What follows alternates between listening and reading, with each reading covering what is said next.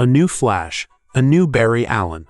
Hello everyone, Omni-sensei here with What If I Was Reborn as Insanely Overpowered Flash, Part 2.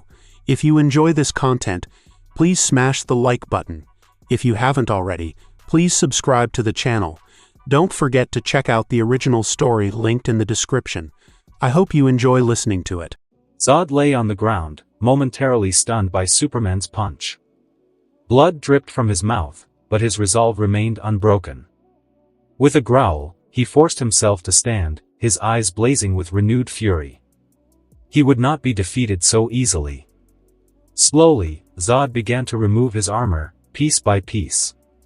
As each segment fell away, his body absorbed the full rays of the sunlight, invigorating him with a new surge of strength.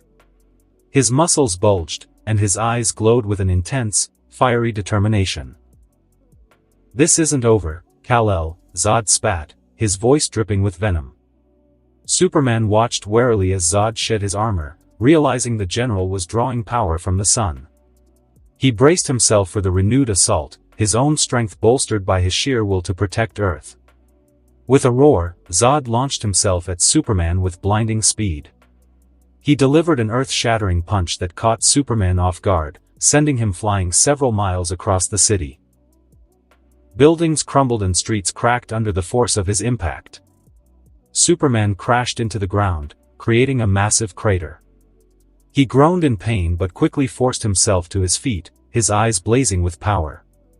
He couldn't afford to let Zod continue his rampage. Zod did not let Superman catch his breath. He flew at breakneck speed and punched him once again, sending Superman crashing into another building.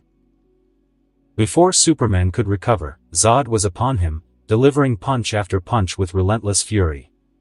Each blow felt like a sledgehammer, pushing Superman to his limits.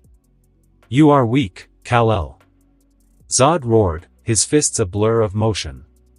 "You will never defeat me." Superman struggled to block Zod's onslaught, his mind racing to find a way to turn the tide. Drawing on his inner reserves, he managed to catch one of Zod's punches. With a surge of strength, he blasted Zod with his heat vision, sending the general staggering back. "You underestimate me, Zod," Superman said, his voice filled with resolve. "I will not let you destroy my home."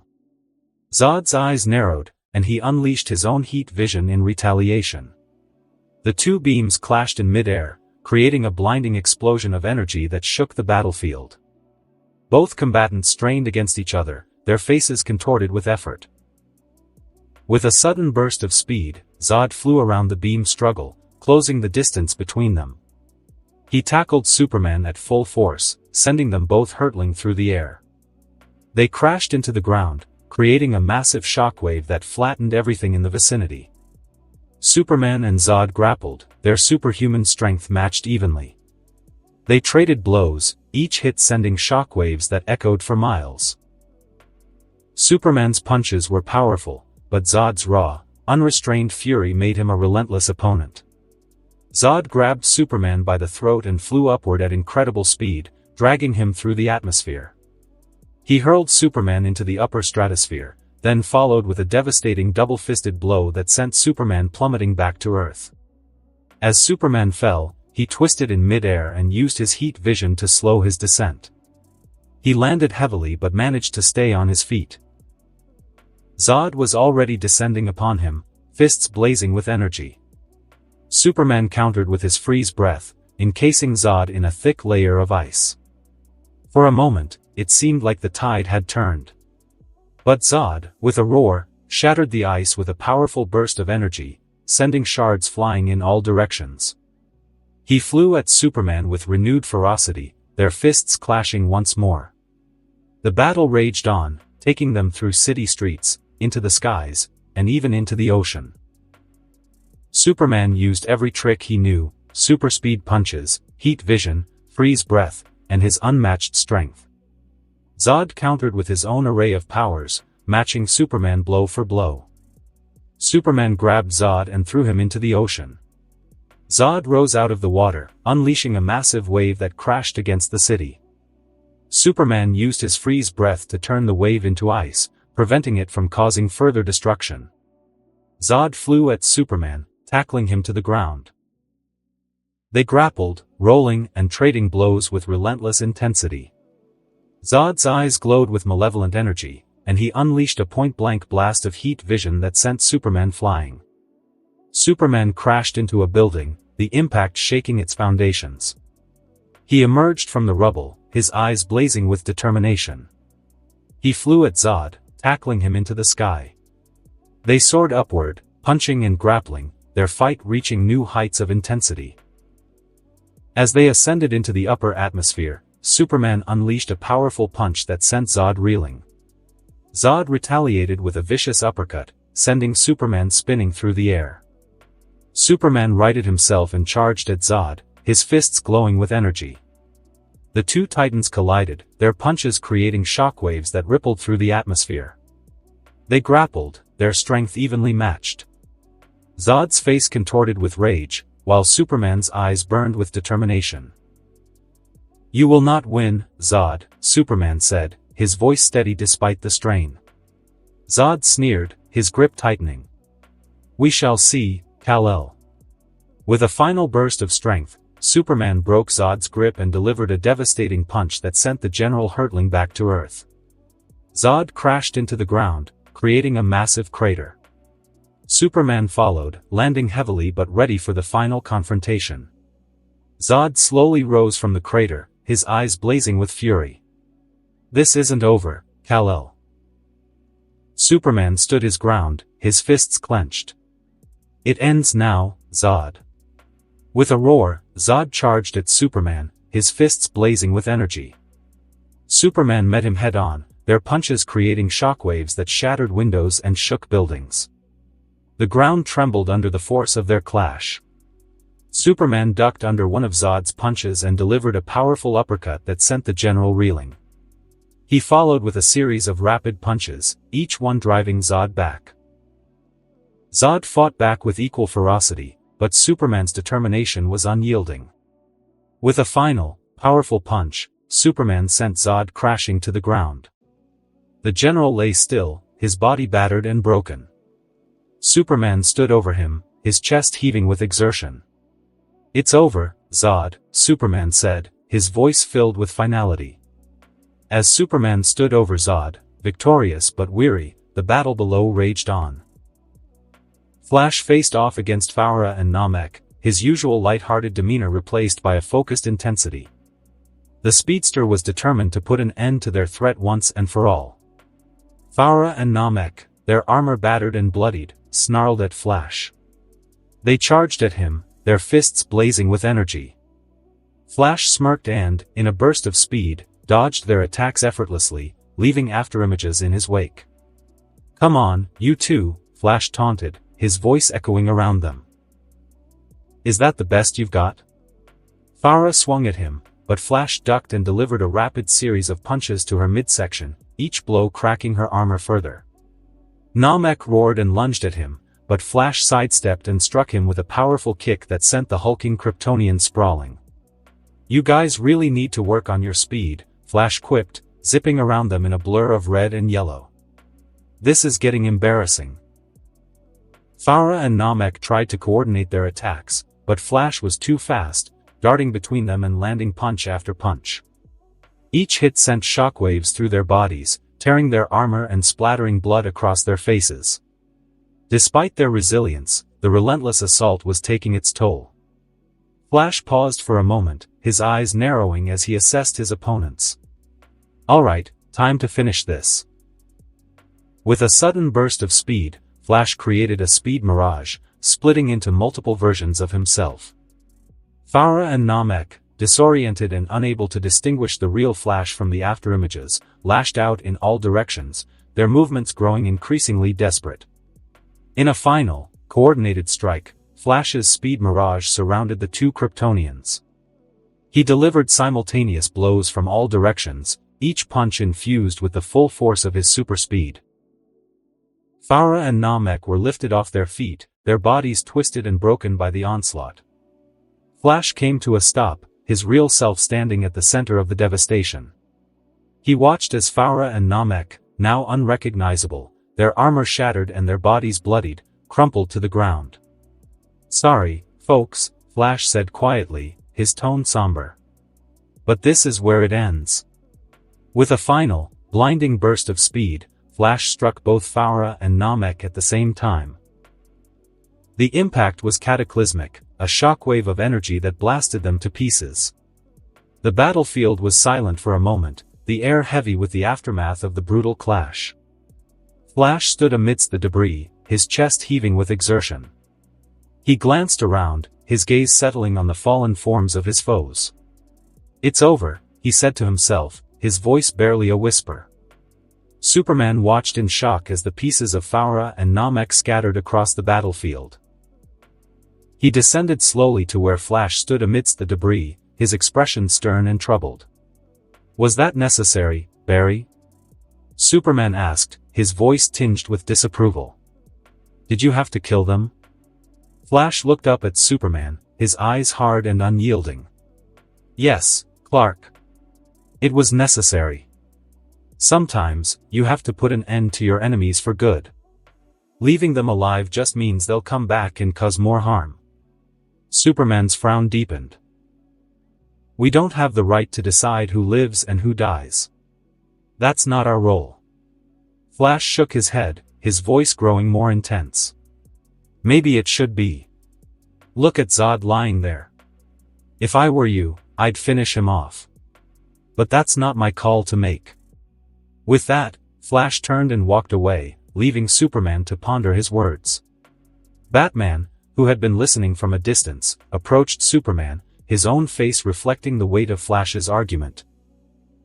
"I heard what Flash said," Batman said quietly. "He's not entirely wrong. There are times when sparing an enemy can lead to more destruction and death." Superman turned to Batman, his eyes searching his friend's face. "Are you reconsidering your no-kill rule, Bruce?" Batman looked away, his jaw clenched. "I've always believed in justice without killing. But sometimes the lines get blurred. We have to find a balance between mercy and necessity."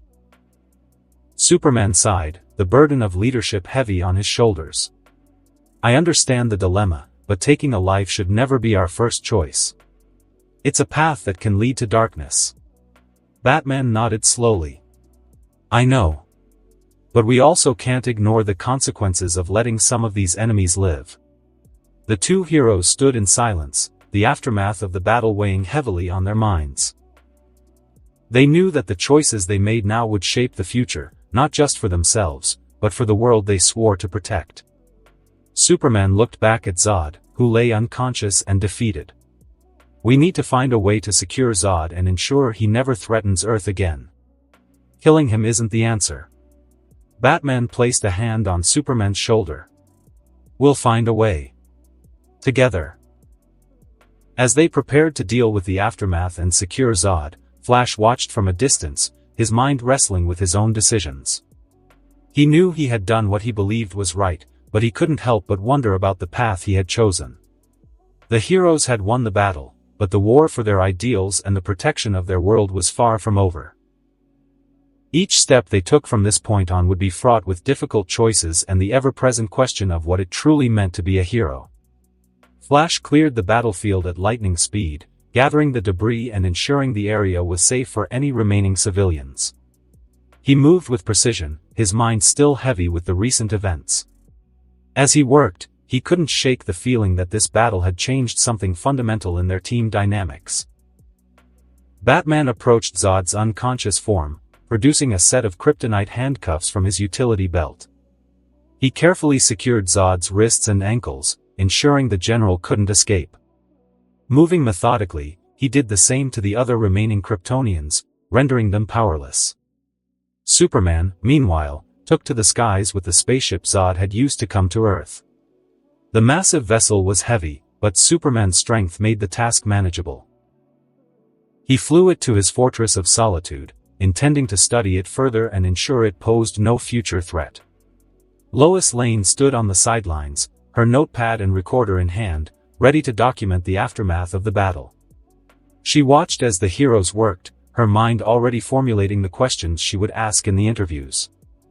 As Superman returned from his mission, Lois approached him, her eyes reflecting a mix of concern and admiration. "Clark," she began, her voice steady, "can we talk about what just happened?" Superman nodded, his expression softening at the sight of Lois. "Of course, Lois. What do you need to know?" Before she could respond, Batman joined them, having finished securing the Kryptonians. Flash appeared beside them, his work done. The three heroes formed an imposing presence, each lost in their thoughts. Lois took a deep breath and began her interview. "First, I want to commend you all for your bravery. But I have to ask, what happened with Farah and Namek?" "Flash, you took a drastic step." Flash met Lois's gaze, his face serious. "I did what I thought was necessary, Lois. They were too dangerous to leave alive." Superman interjected, his voice calm but firm. "We need to find a balance, Barry. Taking lives shouldn't be our first resort." Lois turned to Batman. "Bruce, your thoughts?"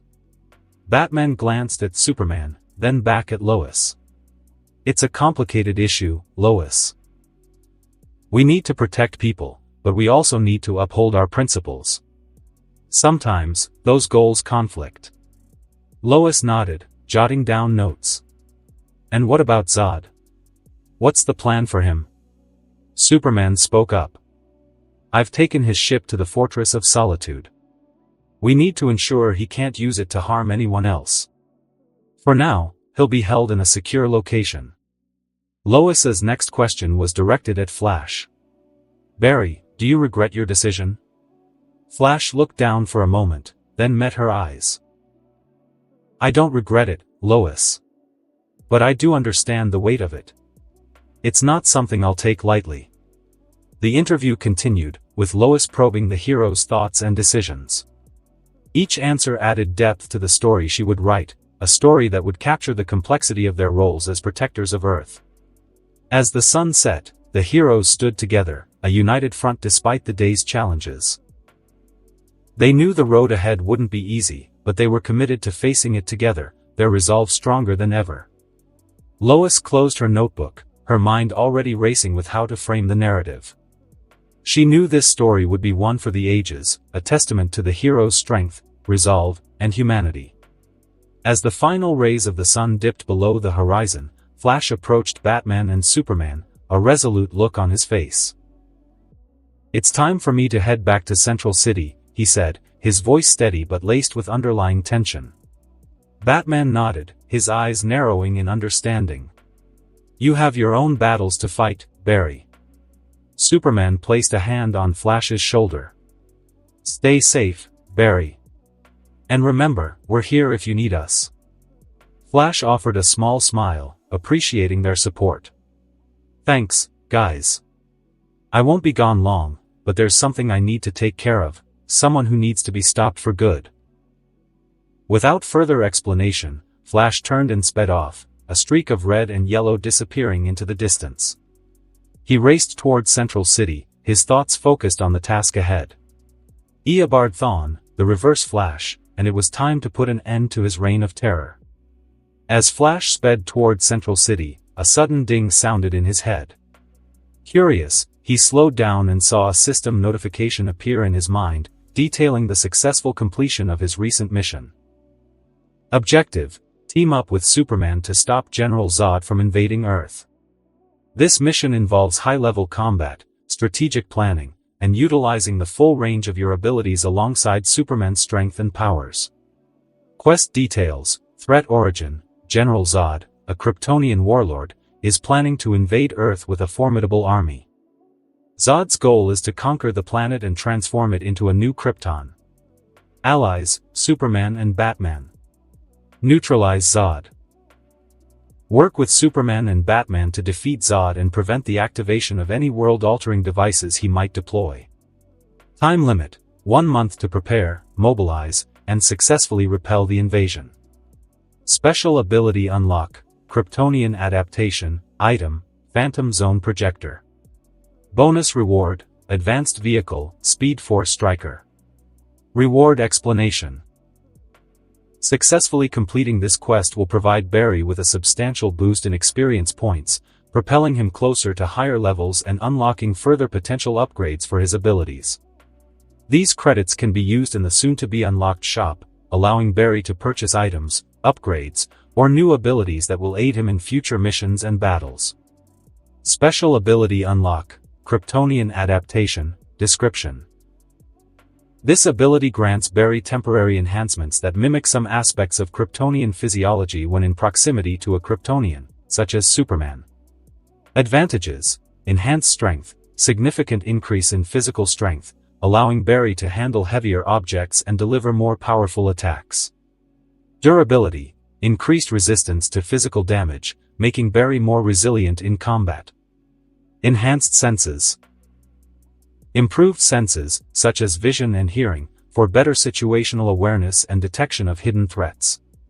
Energy absorption, ability to absorb and temporarily store solar energy, enhancing speed and power during battles. Item: Phantom Zone Projector. Description: a device capable of banishing targets to the Phantom Zone, an alternate dimension used as a prison for Kryptonian criminals. Advantages: containment, effective means of neutralizing powerful foes without killing them.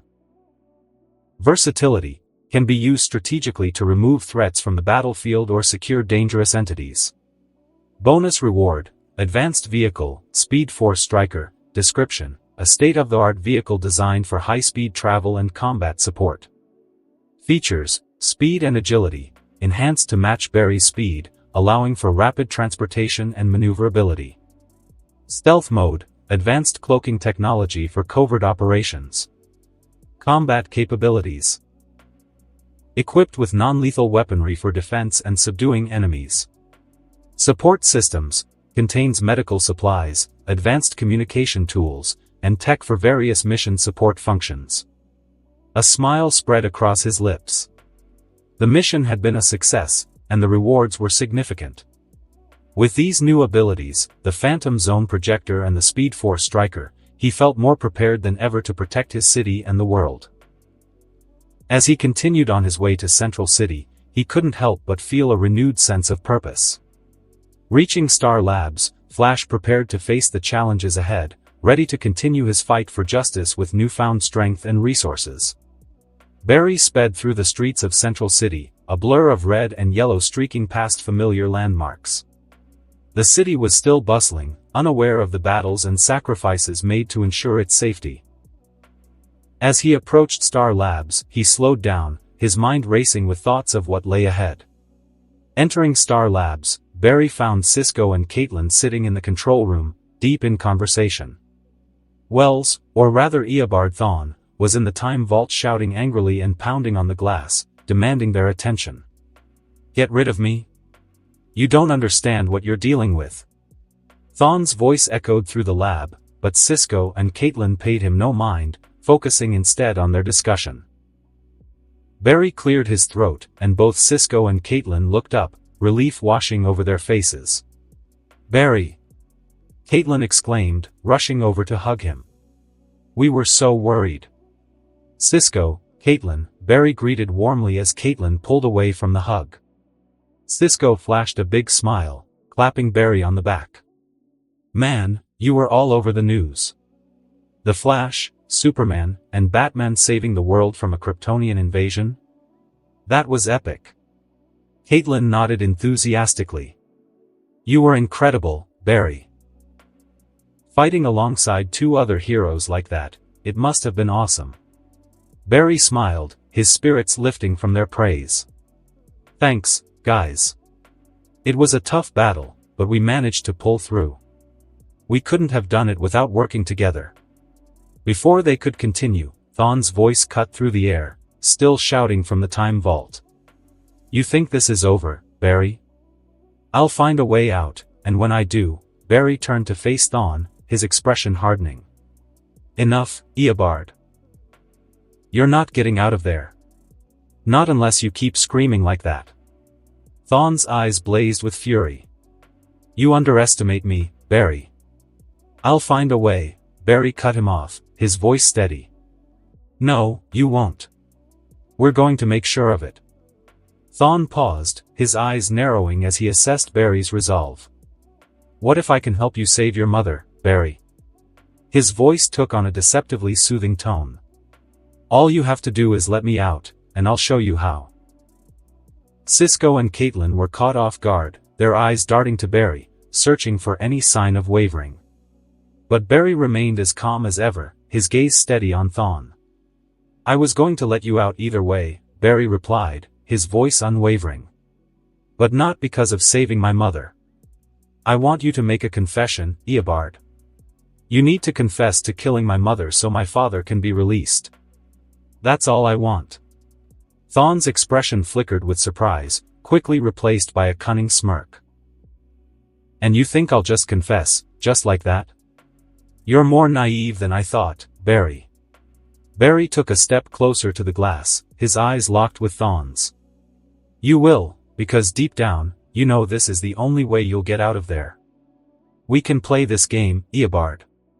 But remember, I'm the one with the power to make the rules now." Cisco and Caitlin exchanged uneasy glances, but they stood firm, backing Barry's decision. Thawne's smirk faded, replaced by a calculating look as he weighed his options. "I'll need assurances," Thawne said slowly, trying to regain control of the conversation. "How do I know you'll honor your word?" Barry's expression didn't change. "You'll have my word and the word of everyone here. But know this, Eobard, any attempt to escape, and you'll find yourself right back where you started, or worse." Thawne sighed, feigning resignation. "Fine. I'll do it. But I hope you understand, Barry, this changes nothing between us." Barry nodded. "I understand perfectly. Now, let's get started." As Cisco and Caitlin prepared to record Thawne's confession, Barry couldn't help but feel the weight of the moment. This was the first step towards justice for his family, and he was determined to see it through, no matter the cost. Cisco set up the cameras and equipment, his movements precise and efficient. Caitlin brought over a microphone, ensuring everything was ready to capture Thawne's confession clearly. Barry watched, his eyes never leaving Thawne, whose expression was a mix of defiance and resignation. "All set," Cisco said, stepping back and giving Barry a nod. Barry turned to Thawne, his voice steady. "All right, Eobard. It's time." Thawne rolled his eyes but stepped forward, his face illuminated by the harsh light of the camera. He took a deep breath, glancing at Barry before beginning. "My name is Eobard Thawne," he started, his voice dripping with disdain. "Many years from now, the Flash and I become enemies." Barry remained stoic, urging Thawne to continue with a slight nod. "And I traveled back in time to kill him," Thawne went on. "But I failed. I killed an innocent woman instead who was caught in the crossfire." Cisco and Caitlin exchanged looks, the gravity of the confession sinking in. "I framed Henry Allen for the murder," Thawne continued, his tone almost bored. "An innocent man went to prison because of me." The confession continued, detailing the events that led to Nora Allen's death and Henry Allen's wrongful imprisonment. Thawne's voice never wavered, each word a knife twisting in Barry's heart. But he stood firm, knowing this was the path to justice. When Thawne finished, there was a moment of heavy silence. Barry finally spoke, his voice barely above a whisper. "Thank you." Thawne sneered. "Don't thank me yet, Barry. This changes nothing between us." Barry nodded, signaling Cisco to stop the recording. "It changes everything for my father." With the confession recorded, Cisco and Caitlin began the process of preparing the evidence to present to the authorities. Barry took one last look at Thawne, his resolve unwavering. "You'll stay here until my father is released," Barry said, turning to leave. "And then we'll decide what to do with you." Thawne's laughter followed him out of the room, but Barry didn't look back. He had taken the first step towards justice, and nothing Thawne could say would deter him now. Barry called Joe as he left the time vault, the weight of Thawne's confession still heavy on his mind. The phone rang twice before Joe picked up. "Barry, it's good to hear your voice," Joe said warmly. "Are you back in Central City?" "Yeah, Joe, I'm back. And I have something that might get Dad out of prison, Barry replied, his voice filled with cautious hope. There was a pause on the other end of the line. Barry, Joe said, his tone serious. I know you want to believe it, but you need to let this go. Your father killed your mother. There's no supernatural being with lightning involved. Barry sighed, the frustration and sadness evident in his voice. Joe, you have to believe me. What I saw that night was real. And now, with everything happening in Central City, you have to know there's more out there than we ever imagined. Joe remained silent for a moment, and Barry could sense his skepticism. He realized it was time to reveal the truth, to show Joe that he was the man behind the mask. Joe, there's something I need to tell you. Can you stay where you are? I'll come to you, Barry said, determination in his voice. Sure, I'm at home, Joe replied, still sounding unconvinced. But Barry, this better not be some wild goose chase. Barry smiled, though Joe couldn't see it. Hold on tight, Joe. You're about to experience one hell of a ride. Before Joe could respond, Barry took off at super speed, racing through the city streets. He reached Joe's house in mere seconds, finding him sitting on the couch with his phone still pressed to his ear. Barry couldn't resist a bit of fun. He disconnected Joe's call, switched his phone to camera mode, and took a picture of Joe's surprised face, all in slow motion. Then, in a blur of red and yellow, he whisked Joe off his feet and sped back to Star Labs. Joe barely had time to register what was happening before they arrived. As Barry set him down gently, Joe looked around in shock, trying to process the whirlwind journey. Barry, what the hell just happened?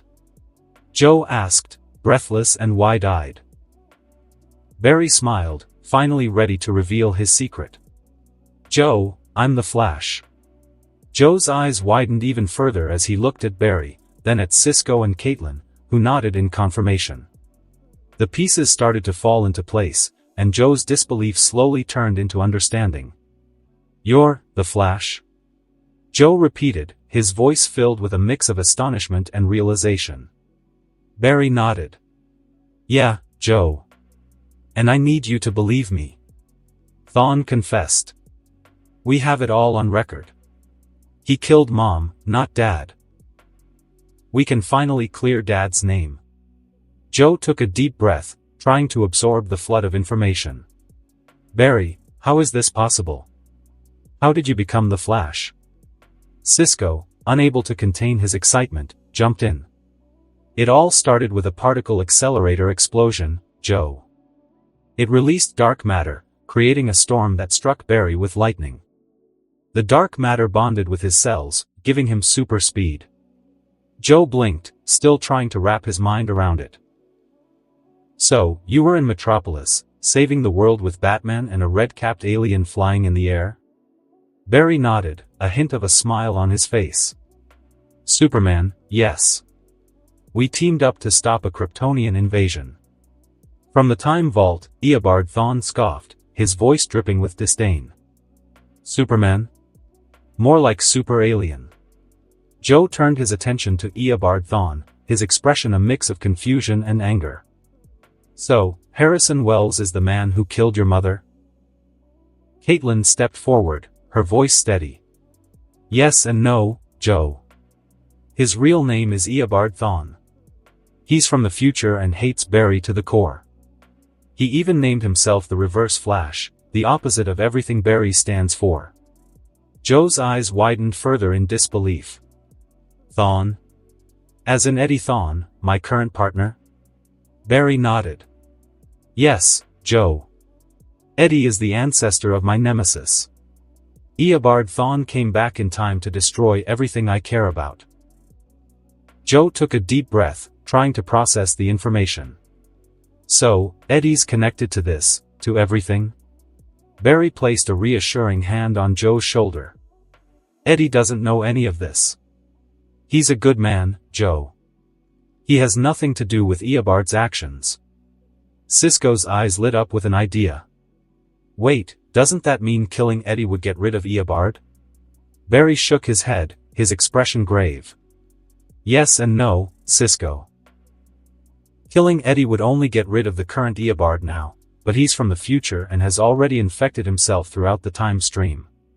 Getting rid of this one would just bring another one. There's no end to him. Joe looked between Barry and Cisco, trying to grasp the implications. So, even if we stop this Eobard, another will come? How do we fight something like that? Barry sighed. It's complicated, Joe. But for now, we have what we need to free Dad. We need to focus on that and deal with Eobard as he comes. Caitlin stepped forward, her voice firm. We'll figure it out, Joe. We always do. Right now, the most important thing is getting Henry out of prison. Joe nodded slowly, the weight of the situation settling on his shoulders. All right, Barry. Let's get this confession to the authorities and get your father out of there. Barry smiled, relieved to have Joe's support. Thank you, Joe. This means everything to me. From the time vault, Eobard Thawne watched them with a smirk. Enjoy your little victory, Barry.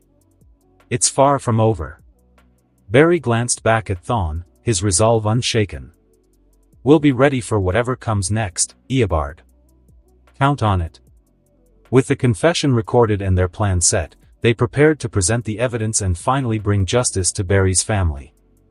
Joe handed the evidence to the district attorney, who reviewed it meticulously. With Thawne's confession corroborating Barry's claims, the DA moved swiftly. Within hours, the paperwork was processed, and Henry Allen's release was arranged. As the news reached the Central City Police Department, a squad was dispatched to apprehend Harrison Wells, known to them now as Eobard Thawne. The officers surrounded Star Labs, preparing for what could be a challenging arrest. Meanwhile, Barry made his way back to the time vault. He opened it, letting Eobard out. Thawne moved with lightning speed, trying to pin Barry in the hall. However, Barry was faster, catching him and pinning him to the wall in an instant. Eobard laughed, his voice filled with sinister amusement. You're faster than I could have possibly imagined, Barry. Which means my ticket back home is assured. So, why don't you send me back home or stick around and play hero a little longer? Barry let go of Thawne without saying a word, his expression unreadable. He turned and started to walk away, his silence speaking volumes. Thawne's laughter echoed through the hall, growing louder and more maniacal as realization dawned on him. You've agreed to my proposal, haven't you, Barry? Thawne taunted, his voice dripping with mockery. Barry continued to walk away, not looking back. Thawne's laughter reached a fever pitch. He donned his reverse flash suit, his eyes glowing an intense, menacing red. See you, Flash, Thawne said, his voice filled with triumph. In a blur of red lightning, he sped away, leaving a trail of destruction in his wake. As Barry reached the exit of the time vault, Joe and Cisco met him, their faces filled with concern and confusion. What happened, Barry? Joe asked, worry evident in his voice. Barry took a deep breath, struggling to keep his emotions in check. He's gone, Joe. I let him go. Cisco's eyes widened in shock. What? Why? Barry looked at his friends, his face a mix of determination and resignation. Because this isn't the end. Thawne is a part of the timeline, and trying to erase him could do more harm than good. We need to be ready for whatever he throws at us next. Joe frowned, not fully understanding what Barry meant, but he trusted him enough to let it go.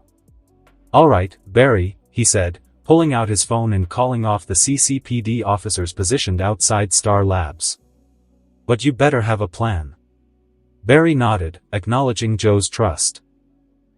He then left Star Labs, heading straight for Iron Heights to wait for his father's release. An hour later, Henry Allen walked through the gates of Iron Heights, a free man for the first time in years. Barry was there to greet him, his face lighting up with joy as he saw his father step out. Barry, Henry said, his voice filled with emotion as he embraced his son. I can't believe this is finally happening. Barry hugged his father tightly, feeling a mix of relief and happiness. "It's real, Dad. You're free. We're going home." They spent the drive back to their house reminiscing about the past, sharing memories of better times. Henry recounted stories of Barry's childhood, while Barry filled him in on all that had happened since his imprisonment. "Remember that time we went camping and you tried to catch that fish with your bare hands?" Barry said, laughing. Henry chuckled. "I remember you laughing at me the whole time. You were always such a good kid, Barry. I'm so proud of the man you've become." Barry smiled, his heart swelling with pride. "I couldn't have done it without you, Dad. You always believed in me, even when I doubted myself."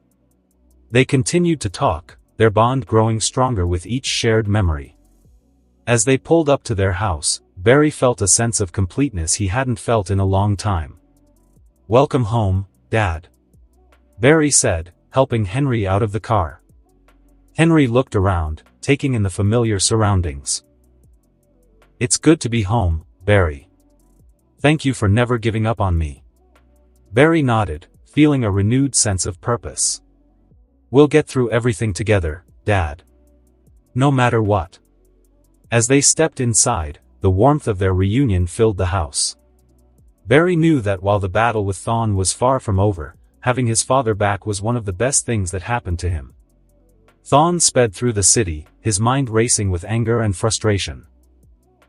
He hadn't anticipated Barry catching him so quickly, and now he had to rethink his strategy. He came to a stop in a secluded warehouse, his mind churning with thoughts of revenge and escape. He no longer had Gideon to rely on, which only added to his frustration. "Damn that AI," Thawne muttered. "I can't believe it betrayed me." He took a deep breath, forcing himself to think clearly. He knew he had to leverage the one thing Barry cared about more than anything else, his mother, Nora Allen. Without Gideon's help, Thawne needed to rely on his own cunning and knowledge of the timeline. "If I can manipulate the timeline just right, I can use Nora's death as leverage," he thought. Barry would do anything to save his mother. Thawne began to formulate a plan. He knew he needed to lure Barry into a situation where he had no choice but to cooperate. He also had an ace up his sleeve, something that could tilt the scales in his favor. "Barry wants to send me back to the future," Thawne muttered to himself. "I don't know if it is one of his ruses, but if that's the case, I can make him an offer he would never say no to." Weeks later, weeks passed, and life in Central City gradually returned to its usual rhythm.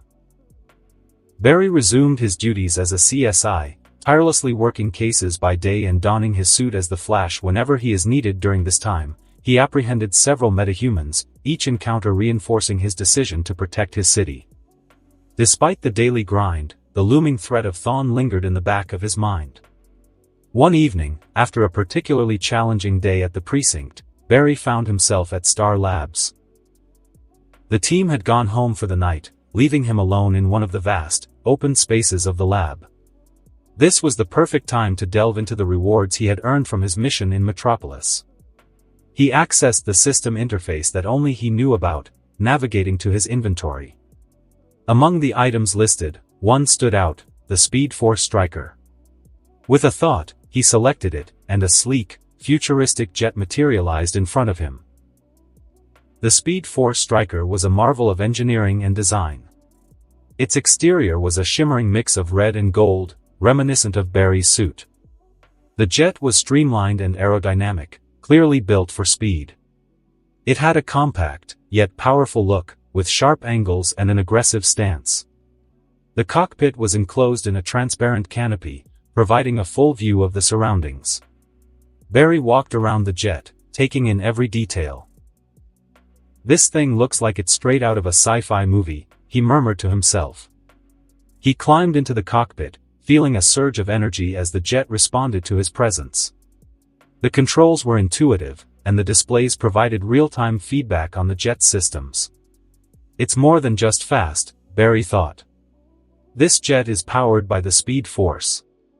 It's designed to harness and amplify my abilities." He accessed the jet's systems, reading off the specifications. It had enhanced speed and agility, cloaking capabilities, advanced weaponry, and even a mini-lab for on-the-go analysis. It was a game-changer. Barry activated the jet's systems, feeling a surge of power as it came to life. "Time for a test run," he said, feeling a renewed sense of purpose. With that, the Speed Force Striker lifted off the ground smoothly, exiting the lab through one of the specially designed exits for larger equipment. Taking to the skies, Barry felt the rush of wind and the thrill of speed as he pushed the jet to its limits. "This is incredible, I have my own flash jet." Barry felt exhilarated as the Speed Force Striker soared through the night sky. He put the jet through its paces, testing its speed, maneuverability, and various systems. The response was flawless, a perfect blend of speed and technology that resonated with his abilities as the Flash. After a satisfying test flight, Barry returned the jet to Star Labs, landing it smoothly in one of the larger hangar bays. The next morning, Barry gathered the team at Star Labs. Caitlin, Cisco, Joe, and even Henry were there, curiosity etched on their faces. Barry had kept his new acquisition a secret, wanting to reveal it at the right moment. "Thanks for coming, everyone," Barry said, a smile playing on his lips. "I've got something to show you." Cisco raised an eyebrow. "You've been keeping secrets, haven't you, Barry?" Barry chuckled. "You'll see. Follow me."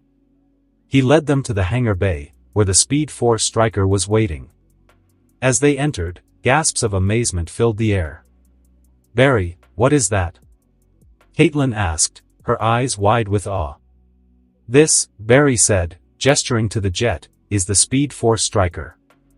It's a new addition to our arsenal, and it's going to make a huge difference in how we handle threats in Central City."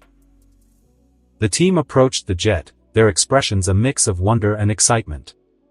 Henry placed a hand on Barry's shoulder. "Son, this is incredible. How did you get this?"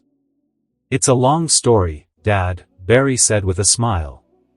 "But it's here now, and I want to show you all what it can do."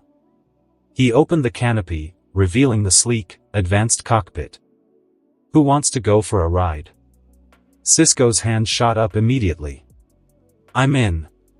This thing looks like it could outrun anything." Barry laughed. "All right, Cisco. Climb in. There's plenty of room for everyone." One by one, the team climbed into the cockpit, finding seats designed for comfort and utility. The interior was spacious, with advanced displays and controls that seemed almost intuitive. "Barry, this is amazing," Iris said, settling into her seat. "It feels like we're in the future." "That's because we are," Barry replied, taking the pilot's seat. "This jet is powered by the Speed Force, and it's designed to enhance our abilities. Let me show you what it can do." He activated the systems, and the jet hummed to life, the displays lighting up with information. "First, let's take a look at the cloaking capabilities." Barry pressed a button, and the jet shimmered, disappearing from sight. The team looked around in awe as the jet remained invisible, the outside world visible through the transparent canopy. "This is incredible," Joe said, his voice filled with admiration. "We could use this to sneak up on any threat." Barry nodded. "Exactly. Now, let's take it for a spin." He guided the jet out of the hangar bay, lifting it smoothly into the air. The team watched as Central City spread out below them, the lights twinkling like stars. "Hold on tight," Barry said, a grin on his face. He accelerated, and the jet responded instantly, the city becoming a blur as they soared through the sky. "Wow!" Cisco exclaimed, gripping his seat. "This thing is fast. I mean, really fast." Barry laughed. "You haven't seen anything yet. Let's test the agility." He guided the jet through a series of maneuvers, twisting and turning with precision. The Speed Force Striker handled it effortlessly, the team cheering as they experienced the thrill of high-speed flight. After a few minutes, Barry leveled out and brought the jet back to Star Labs, landing it smoothly. The team disembarked, their faces alight with excitement. "Barry, this is a game-changer," Caitlin said, her eyes shining. With this, we can handle anything Thawne throws at us. Agreed, Joe added. This jet gives us an edge we didn't have before. Henry hugged Barry, pride evident in his eyes. I'm so proud of you, son. You've come a long way. Barry smiled, feeling a renewed sense of purpose. We've all come a long way. And with this jet, we're going to protect Central City better than ever. He turned to the team, his expression serious. Thawne is still out there, and he's not going to stop. But with the Speed Force Striker, we have a chance to stay one step ahead. Caitlin nodded, determination in her eyes. We're in this together, Barry. No matter what. Thanks, everyone, Barry said, feeling the support of his friends and family. Let's get to work. We have a lot to do. Later that day, under the shadow of a crumbling bridge, a homeless man stirred from his slumber. His clothes were tattered, and his face was gaunt, etched with the lines of a hard life. The night air was chilly, and he huddled deeper into his threadbare blanket, trying to find some semblance of warmth. His eyes, dulled by fatigue and hardship, scanned his surroundings. It was then that he saw her, a woman walking with a determined stride, her mind seemingly focused on her destination. There was something about her that caught his attention, a flicker of recognition that stirred in the foggy recesses of his memory. Who is she? He wondered, his heart quickening. She brought him a strange sense of peace, a feeling he hadn't known in a long time. He tried to remember where he knew her from, but his thoughts were murky, fragmented by time and the hardships he had endured. As he watched, a group of men appeared from the shadows, moving with predatory intent. They surrounded the woman, their intentions clear and malicious. Without thinking, the man pushed himself to his feet, a surge of protective instinct rising within him. Leave her alone. He shouted, his voice hoarse from disuse. The thugs laughed, dismissing him as just another homeless vagrant. But as he stepped closer, something remarkable happened. His hair ignited, burning with a fierce, golden flame. His eyes turned white, glowing with a supernatural intensity. Flames erupted from his hands, crackling with energy and power. The attackers recoiled in fear, their bravado evaporating in the face of this unexpected threat. The man lunged at them, flames dancing from his fists as he fought with a strength and ferocity that seemed otherworldly. The thugs had no chance, they scattered, leaving the woman unharmed. Breathing heavily, the man turned to her, his fiery aura gradually subsiding. The woman's eyes widened in astonishment, recognition dawning on her face. Ronnie, she whispered, her voice trembling with a mix of disbelief and hope. Later that day, the team gathered at Star Labs, their attention focused on the infirmary where Caitlin was attending to the man she believed to be Ronnie. He lay on a bed, strapped down with a metadampener suppressing his powers. Despite Caitlin's best efforts to calm him, the man was fuming with rage, struggling against his restraints. This isn't right, he shouted, his voice filled with anger and frustration. You can't keep me here against my will. Caitlin sighed, her expression a mix of concern and determination. Please, try to understand. We need to make sure you're okay. You've been missing for so long, and we have to figure out what happened to you. The man glared at her, his eyes blazing with intensity. I don't care. I told you I didn't want to come here. This place, it feels familiar, but it's also wrong. I need to get out of here. Barry stepped forward, trying to defuse the situation. We just want to help you. We're your friends. Whatever happened, we can figure it out together. His struggle intensified, the metal restraints creaking under the pressure. Friends? You call this helping? I don't even remember half of you. All I know is that I don't want to be here. Joe, standing off to the side, exchanged a worried glance with Henry. We need to calm him down, or he might hurt himself. Cisco was already at his console, tapping furiously at the keys. I'm working on it. I'm trying to adjust the dampener so it's not as restrictive. Maybe that will help him feel less trapped. Caitlin placed a gentle hand on his arm, her eyes pleading. Please. Just give us some time.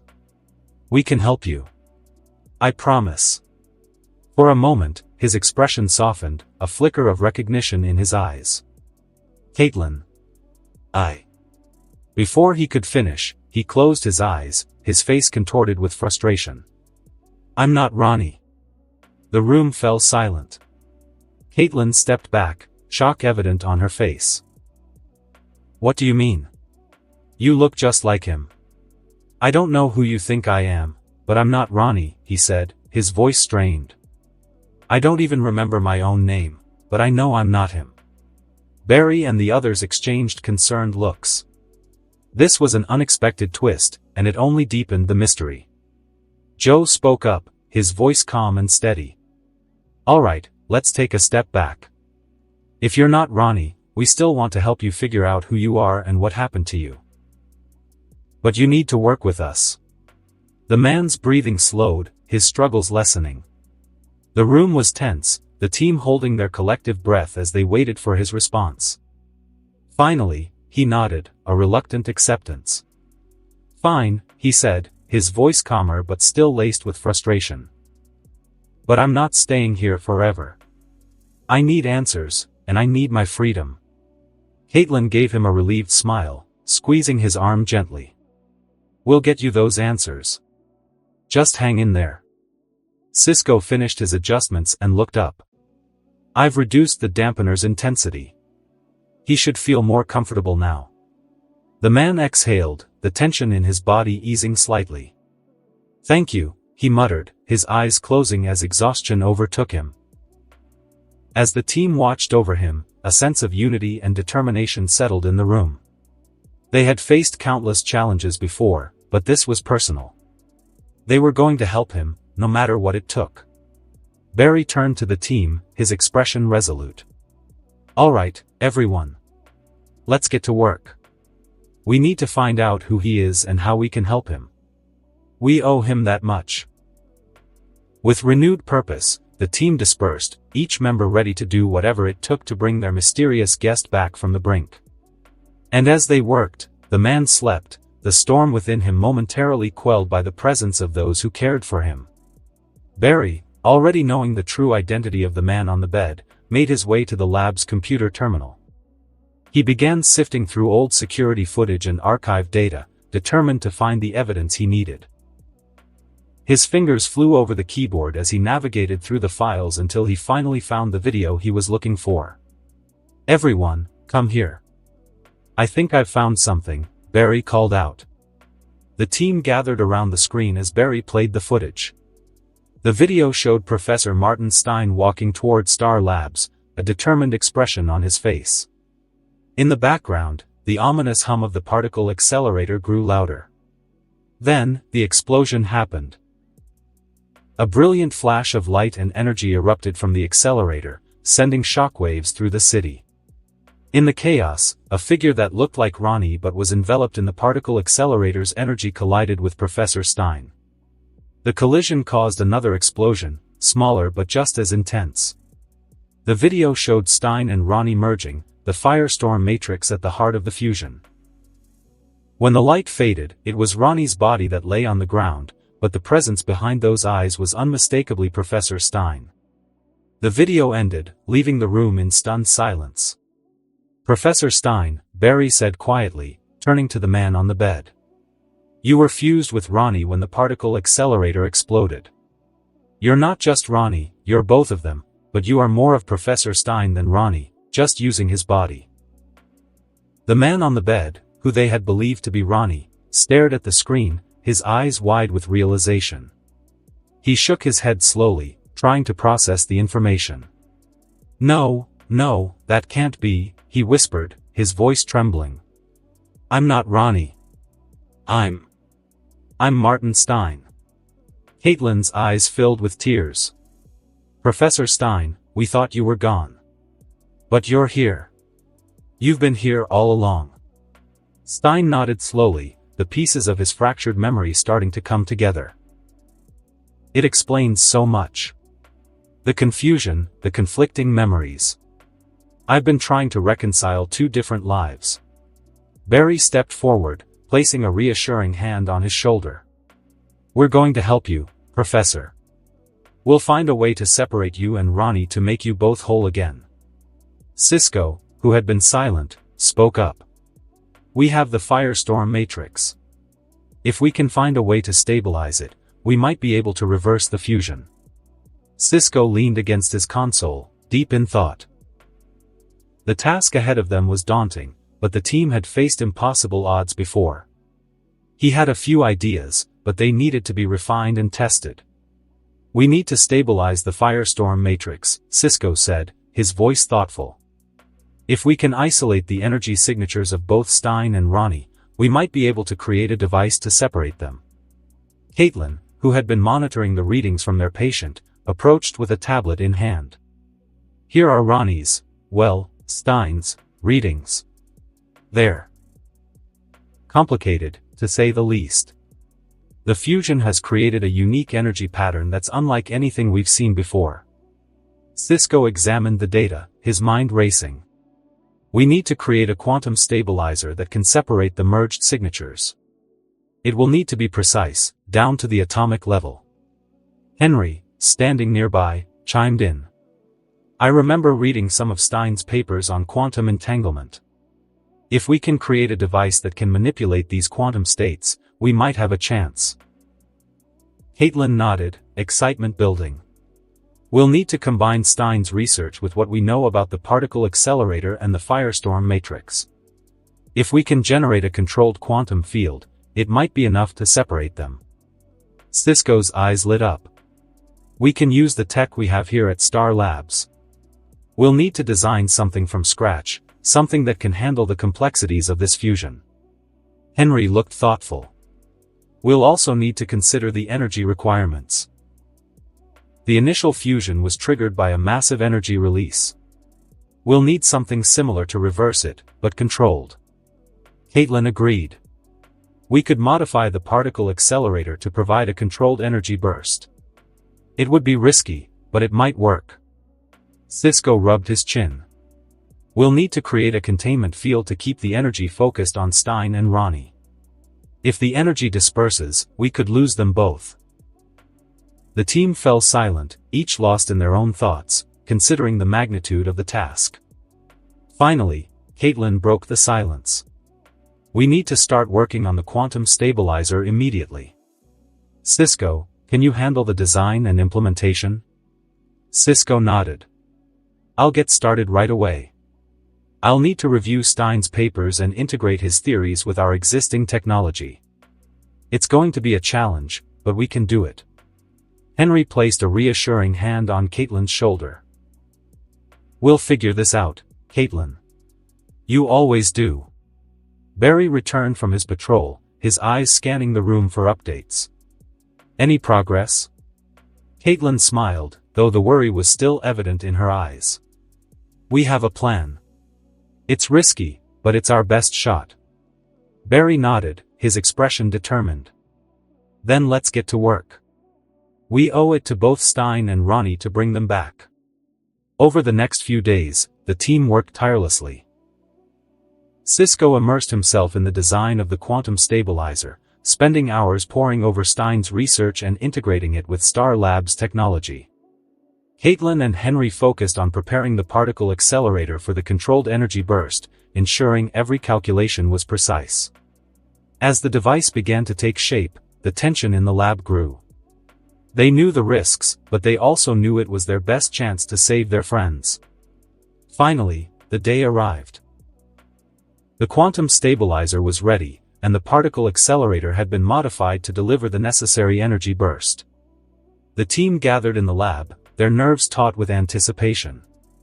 Barry addressed the team, his voice steady. "This is it, everyone. We've done everything we can. Now we just have to trust in our work and in each other." Caitlin approached the man on the bed, her expression a mix of hope and anxiety. "Professor Stein, we're ready. Are you?" Stein nodded, his resolve clear. "Let's do this." The team moved into position, and Cisco activated the quantum stabilizer. A hum filled the air as the device powered up, creating a shimmering field around Stein. "Here we go," Cisco said, his voice tense. "Activating the particle accelerator, now." A surge of energy flowed through the lab, channeled through the modified particle accelerator and into the quantum stabilizer. The field around Stein intensified, crackling with power. For a moment, it seemed as if nothing was happening. Then, a blinding light enveloped the room.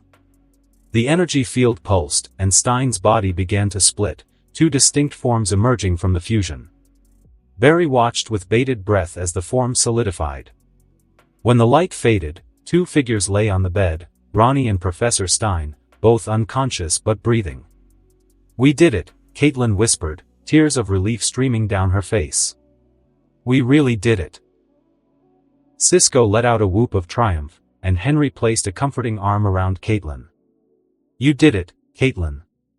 You brought them back." Barry looked at his friends, pride swelling in his chest. "We all did it. Together."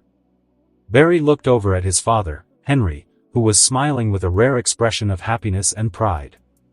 Seeing his father's joy, Barry felt a surge of determination. He had always wanted to save his mother, but the fear of causing another flashpoint had held him back. However, seeing what the team had accomplished today, he began to wonder if there might be a way to achieve the impossible without disastrous consequences. As the team celebrated their success, Barry quietly slipped away to his lab. He needed to think, to draft a plan that could allow him to go back in time and save his mother without altering the timeline. Barry sat at his desk, surrounded by stacks of papers and old blueprints.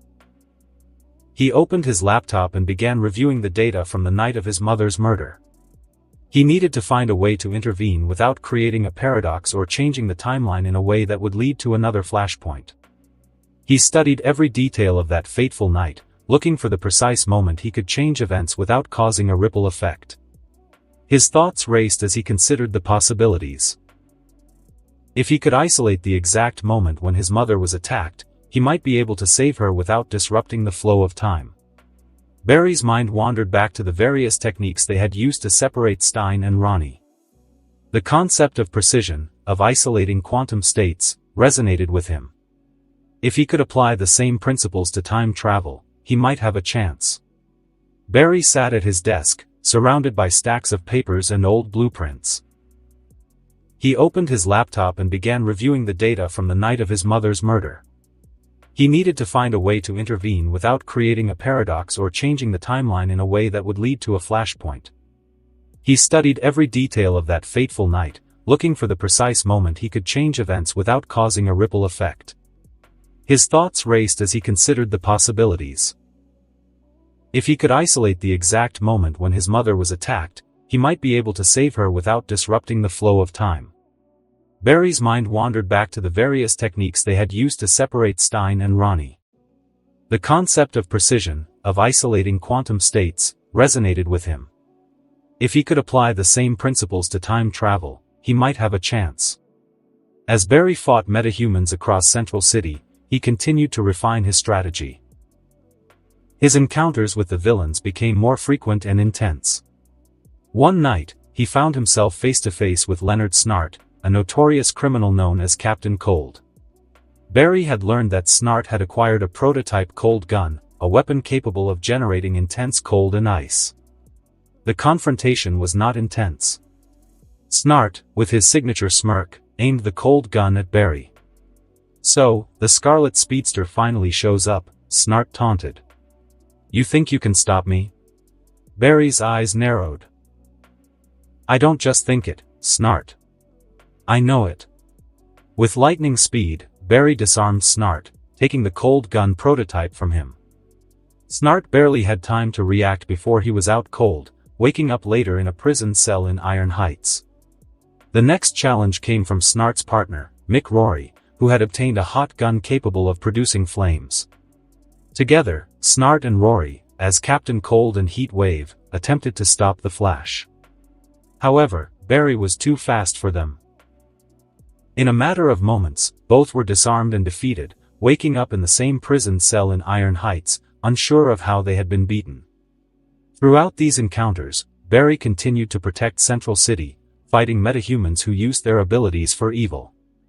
His reputation as the Flash grew, and Central City knew they had a hero who would stop at nothing to protect them. Meanwhile, Martin Stein and Ronnie Raymond discovered that their separation was not permanent. They needed to merge periodically to stabilize their condition, thus becoming Firestorm. Barry, using his knowledge and skills, re-engineered the quantum splicer to help them merge safely and effectively.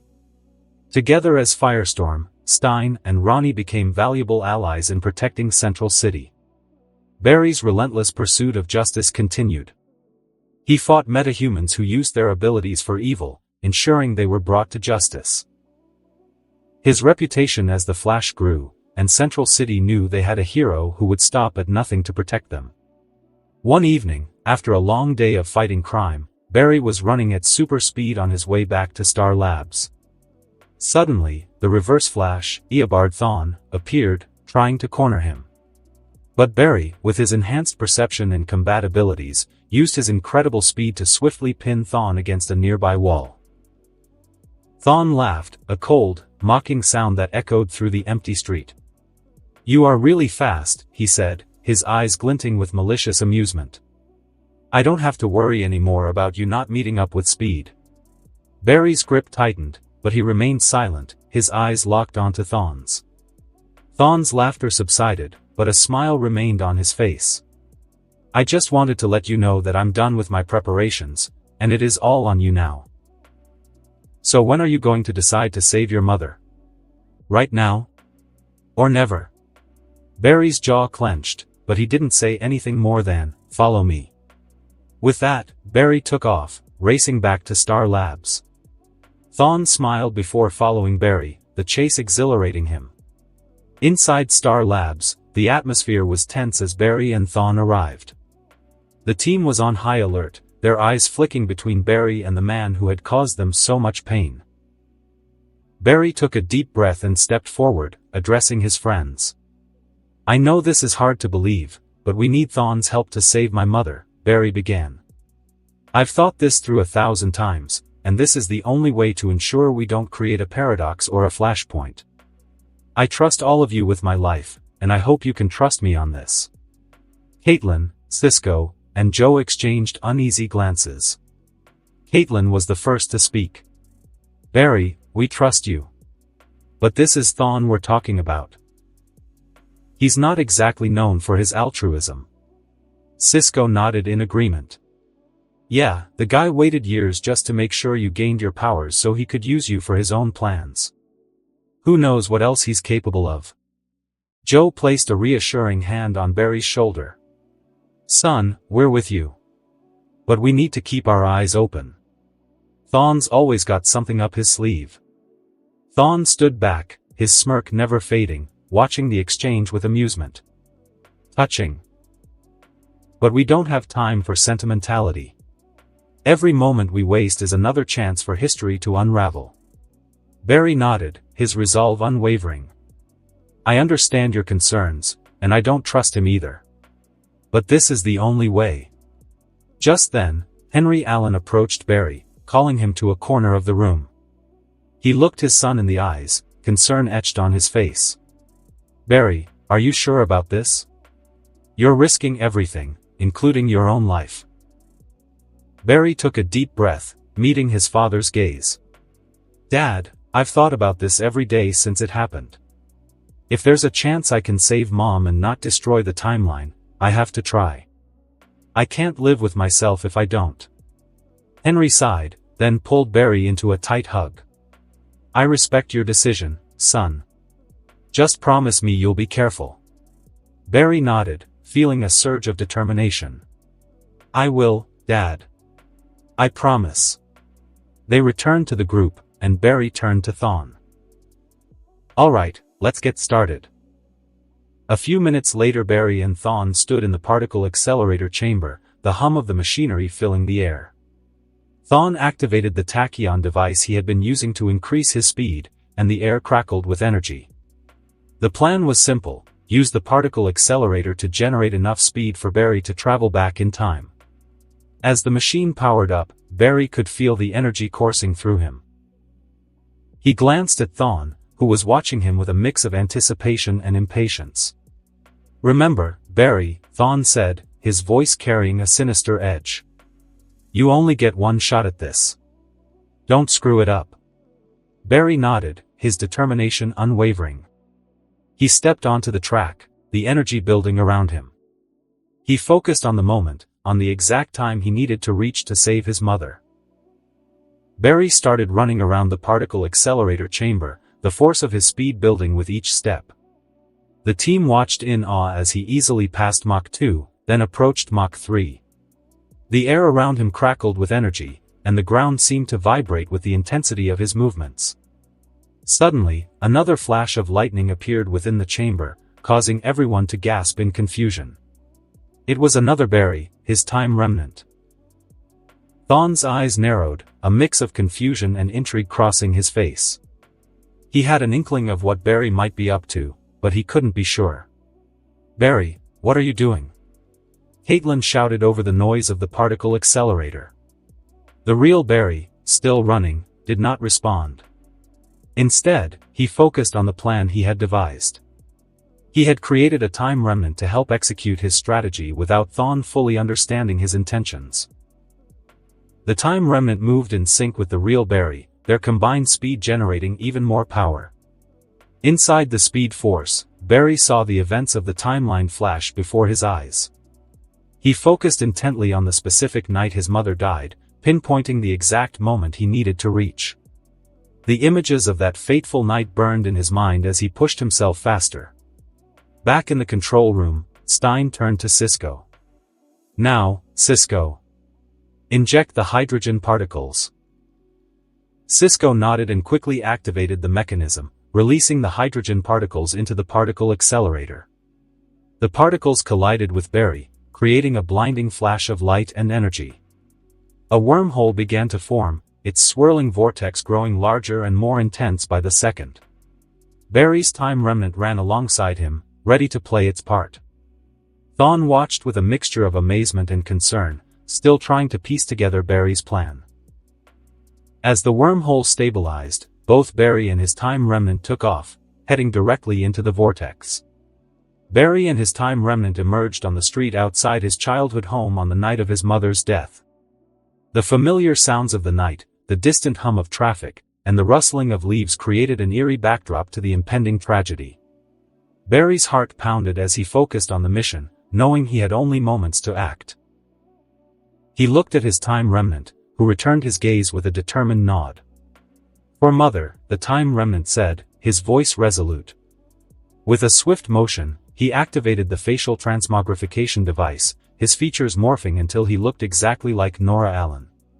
Before they could even process the transformation, a blur of yellow and red lightning streaked past them. The Reverse Flash and the Future Flash, clad in his futuristic armor suit, had already arrived. The sight of them blitzing through the night prompted Barry and his time remnant to follow suit. Barry took off in a burst of speed, the force of his acceleration propelling him forward. His time remnant, now appearing as Nora, followed closely behind. They chased after the two speedsters, the streetlights casting long, flickering shadows as they raced. The battle was already in full swing when they reached the center of the conflict. The Future Flash was engaged in a fierce struggle with the Reverse Flash, their movements too fast for the human eye to follow. Sparks flew as they clashed, the air crackling with the energy of their speed. In a breathtaking maneuver, the Future Flash suddenly broke away from the fight, a blur as he sped into the house. His mission was clear: save the younger Barry. He scooped up the terrified child and, with a speed that even Thawne couldn't process, whisked him away to safety in an instant, effectively teleporting out of sight. Infuriated by his sudden loss, Thawne's eyes blazed with rage. He turned his attention to the next closest target, Nora. Barry, who was not far away, looked at his time remnant. They exchanged a determined nod, understanding the gravity of what they were about to do. Using his connection to the still force, Barry brought time to a complete stop. The world around him froze in a moment of surreal calm. Even Thawne was caught in the stillness, but Barry knew it wouldn't last long. He had mere seconds to act. In that suspended moment, Barry dashed forward, reaching his mother and gently lifting her from the ground. As he carried her away from the house, his time remnant took her place, seamlessly assuming the role of Nora to maintain the timeline's appearance. Barry ran with his mother through the frozen streets, his mind racing with the enormity of what he was doing. He knew he had to get her to safety, far away from the chaos that had enveloped their home. He headed toward Fawcett City, Philadelphia, a place he knew would be safe for her. The journey seemed both instantaneous and eternal, the streets blurring past them as Barry sped through the night. He finally stopped in a quiet, secluded area of Fawcett City.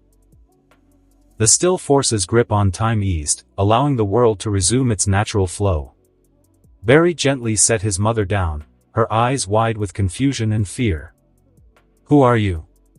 What's happening?" she asked, her voice trembling. Barry took a deep breath, his heart aching with the knowledge that he couldn't reveal his true identity. "I'm here to help you. You're safe now," he said gently. "Please, listen carefully. You can't go back to Central City. It's not safe for you there." Nora looked at him, her eyes searching for answers. "But my son, Barry, he will be fine," Barry interrupted, his voice filled with a conviction that he hoped would reassure her. "Trust me. He will be taken care of, and you will see him again. But for now, you need to stay here, in Fawcett City. It's important." Nora's eyes welled up with tears, a mix of confusion and fear etched on her face. "But why? Why is this happening?" Barry swallowed hard, struggling to keep his emotions in check. "There are things happening that you can't understand right now, but it's all to keep you safe. I promise you, everything will be okay. In 14 years, I'll come for you, and you'll see your son again." Nora nodded slowly, though her confusion remained. 14 years. "Yes," Barry confirmed.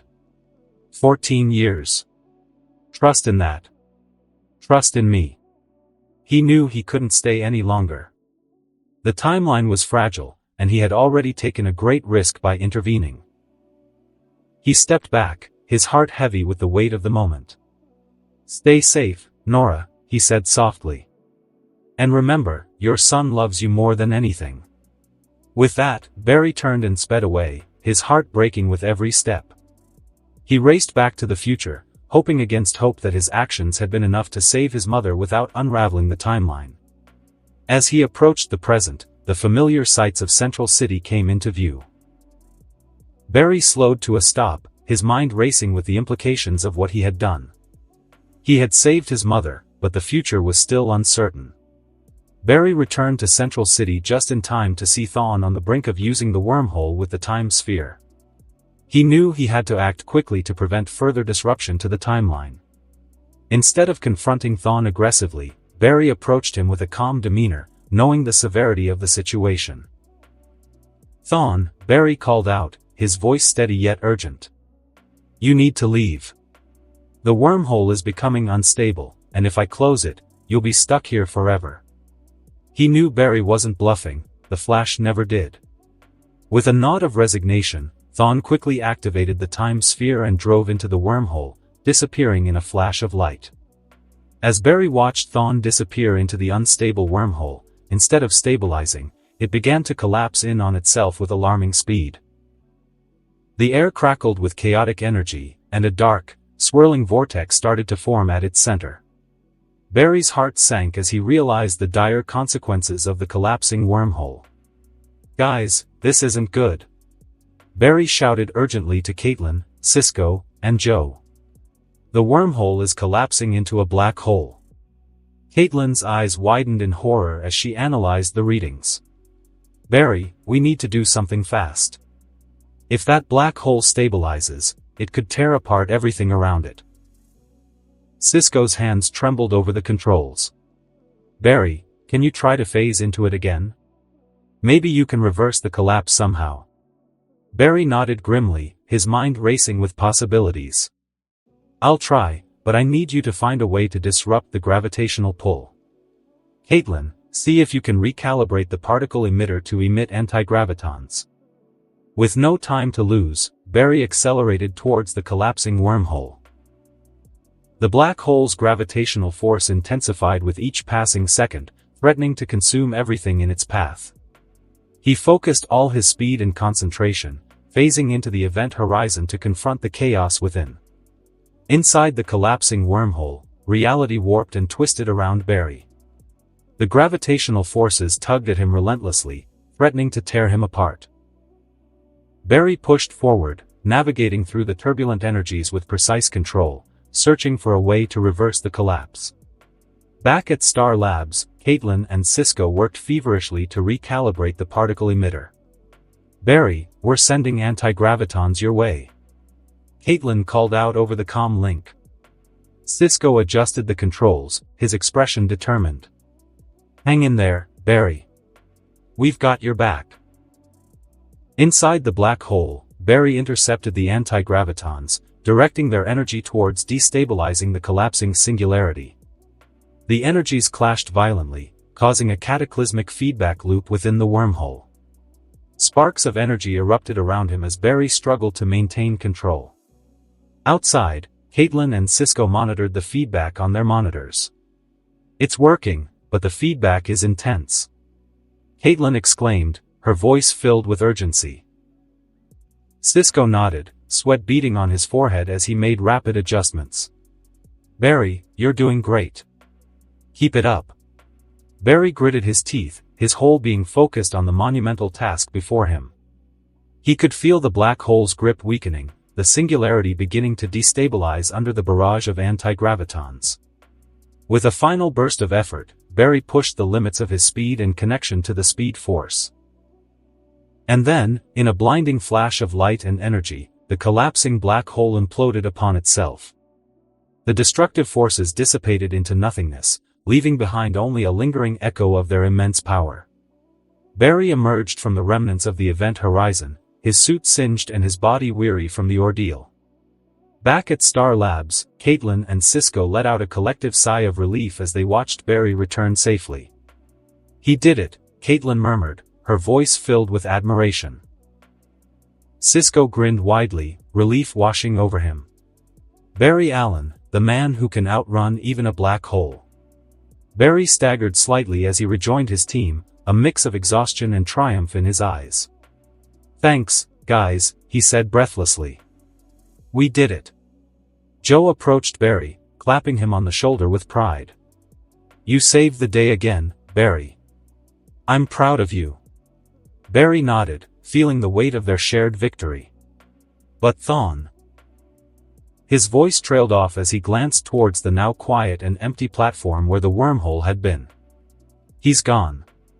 "We'll deal with Thawne," Caitlin reassured him, her expression resolute. "Right now, let's focus on what we can control." "You are right, Caitlin, now it's time to go get my mother." As the team at Star Labs celebrated their victory over the collapsing black hole, Barry's mind was already racing towards the next step.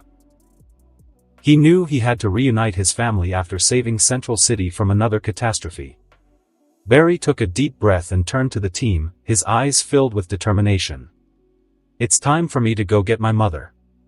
My father and I need to be with her now." Caitlin, Cisco, and Joe nodded in understanding, their faces reflecting a mix of relief and support. Ronnie, who had miraculously survived the ordeal, stood with them, his arm around Caitlin's shoulders. "We're proud of you, Barry," Caitlin said, her voice filled with emotion. "Go get your family." Barry smiled gratefully at his friends. "Thank you all. I couldn't have done this without you." Joe clapped Barry on the shoulder, his eyes misty with pride. "You've earned this, Barry. Go and be with your family." After heartfelt goodbyes, Barry and his father, Henry Allen, stood ready. Henry looked at his son, his eyes reflecting a mixture of hope and disbelief. "Barry, are you sure she's really alive?" Barry nodded confidently. "I am, Dad. I saved her. She's waiting for us in Fawcett City." Henry's eyes welled up with tears of joy. "Thank you, son. I don't know how I can ever repay you for this." Barry shook his head. "You don't have to, Dad. This is for all of us." With a final nod to his friends, Barry picked up his father, and in a flash of lightning, they sped away towards Fawcett City. The journey, though incredibly fast, felt like an eternity for Henry, who was filled with anticipation and nervousness. As Barry and his father raced towards Fawcett City, the city came into view, bathed in the soft glow of streetlights and the distant hum of nighttime activity. Fawcett City was a place of contrast. Charming old buildings stood alongside modern structures, creating a unique blend of history and progress. The streets were lined with trees that rustled gently in the night breeze, casting dappled shadows on the sidewalks. The city had an inviting atmosphere, with families strolling hand in hand, couples enjoying late-night dinners at cozy cafes, and street performers entertaining small crowds. It was a place that exuded warmth and a sense of community. As they neared their destination, Barry slowed down, setting his father gently on the ground. Henry looked around, taking in the serene beauty of the city, his heart pounding with anticipation. Suddenly, their attention was drawn to a commotion on a nearby street corner. A young boy, no older than 12, was sprinting down the sidewalk, his school backpack bouncing with each step. He was trying to catch a bus that was just beginning to pull away from the curb. "Wait! Stop! I'm coming," the boy shouted, his voice filled with urgency and determination. Behind him, a woman with a loving, motherly smile called out, her voice carrying a mix of concern and amusement. "Billy, be careful. Watch your steps, or you'll trip." Billy glanced back at his mother, giving her a quick nod before focusing on his goal. With a final burst of speed, he managed to reach the bus, the driver kindly waiting for him. He clambered aboard, flashing a triumphant grin at his mother. The woman chuckled softly, shaking her head with a mix of exasperation and pride. She waved to her son as the bus pulled away, then turned and walked back towards her home, a quaint little house with flower boxes in the windows and a white picket fence. Barry raised a brow as he watched Billy sprinting towards the school bus. The boy reminded him strikingly of the Billy Batson from the comics, even resembling the kid who played the character in the live-action series. What baffled him even more was that the woman whom Billy called mother was his own mother, Nora. Henry noticed Barry's reaction and followed his gaze. "What is it, Barry?" he asked, a hint of concern in his voice. Barry shook his head slowly, trying to process the situation. "That boy, he looks familiar. But it's probably nothing. Let's just go see Mom." Henry nodded, his eyes filled with anticipation and nervousness. They walked towards Nora's quaint house, Barry's mind racing with questions. As they approached the front door, Barry knocked gently. The sound echoed in the still night air. Moments later, the door opened, and there stood Nora Allen, her eyes widening in shock and disbelief as she saw Barry and Henry standing before her. "Henry? Barry?" she whispered, her voice trembling. Barry stepped forward, his heart full. "Mom, it's me. It's really us." Nora's eyes welled up with tears as she reached out, touching their faces to ensure they were real. "Oh, my boys," she sobbed, pulling them both into a tight embrace. "My boys." The family stood there in the doorway, reunited at last, as the warmth of their love and the promise of a new beginning filled the night. As they stepped inside Nora's home, the atmosphere was filled with a mix of relief, joy, and curiosity. Barry and Henry looked around, taking in the cozy surroundings that Nora had made her own. The living room was adorned with family photos, books scattered across a small coffee table, and a comfortable sofa facing a fireplace adorned with a few flickering candles. Barry took a deep breath, trying to find the right words to begin explaining everything that had happened. "Mom, there's so much we need to tell you. About where we've been, what's happened to us, and how we managed to come back to you." Nora wiped away tears of happiness, her gaze shifting between Barry and Henry, disbelief still mingling with overwhelming relief. "I don't understand, Barry. I saw. Barry gently guided her to sit down on the sofa, Henry sitting close beside her. "We know, Mom. You saw the impossible. But somehow, we found a way back. Henry added softly, it's a long story, Nora. But the important thing is that we're here now, with you. Nora held their hands tightly, her eyes searching theirs for answers. Barry, how is this possible? I saw you, you were. Barry nodded solemnly. I know what you saw, Mom. It's something I never thought I could change. But somehow, against all odds, I found a way to save you. Henry placed a reassuring hand on Nora's shoulder. Nora, it's a miracle. Barry. He did the impossible. He changed everything. Nora's expression softened, a mix of disbelief and wonder still evident. But how? How did you do it, Barry? Barry took a deep breath, steeling himself to recount the events that had led to this miraculous reunion. I found a way to alter the course of history, to save you from the tragedy that haunted us all. As Barry spoke, Nora's disbelief slowly gave way to awe and gratitude. She squeezed Barry and Henry's hands, her voice choked with emotion. Barry. Henry, you've been through so much. I can't believe you've done all this for me. Barry smiled warmly, his eyes reflecting the love and admiration he felt for his mother. We'd do anything for you, Mom. You're our family. And now, we have a chance to make up for lost time. Henry nodded in agreement, his voice steady with determination. Nora, we're here now. Together. And we're not going anywhere. Nora leaned in, enveloping them both in a heartfelt embrace. Tears of joy streamed down her cheeks as she held them close, feeling the warmth of their presence and the overwhelming sense of love that filled the room.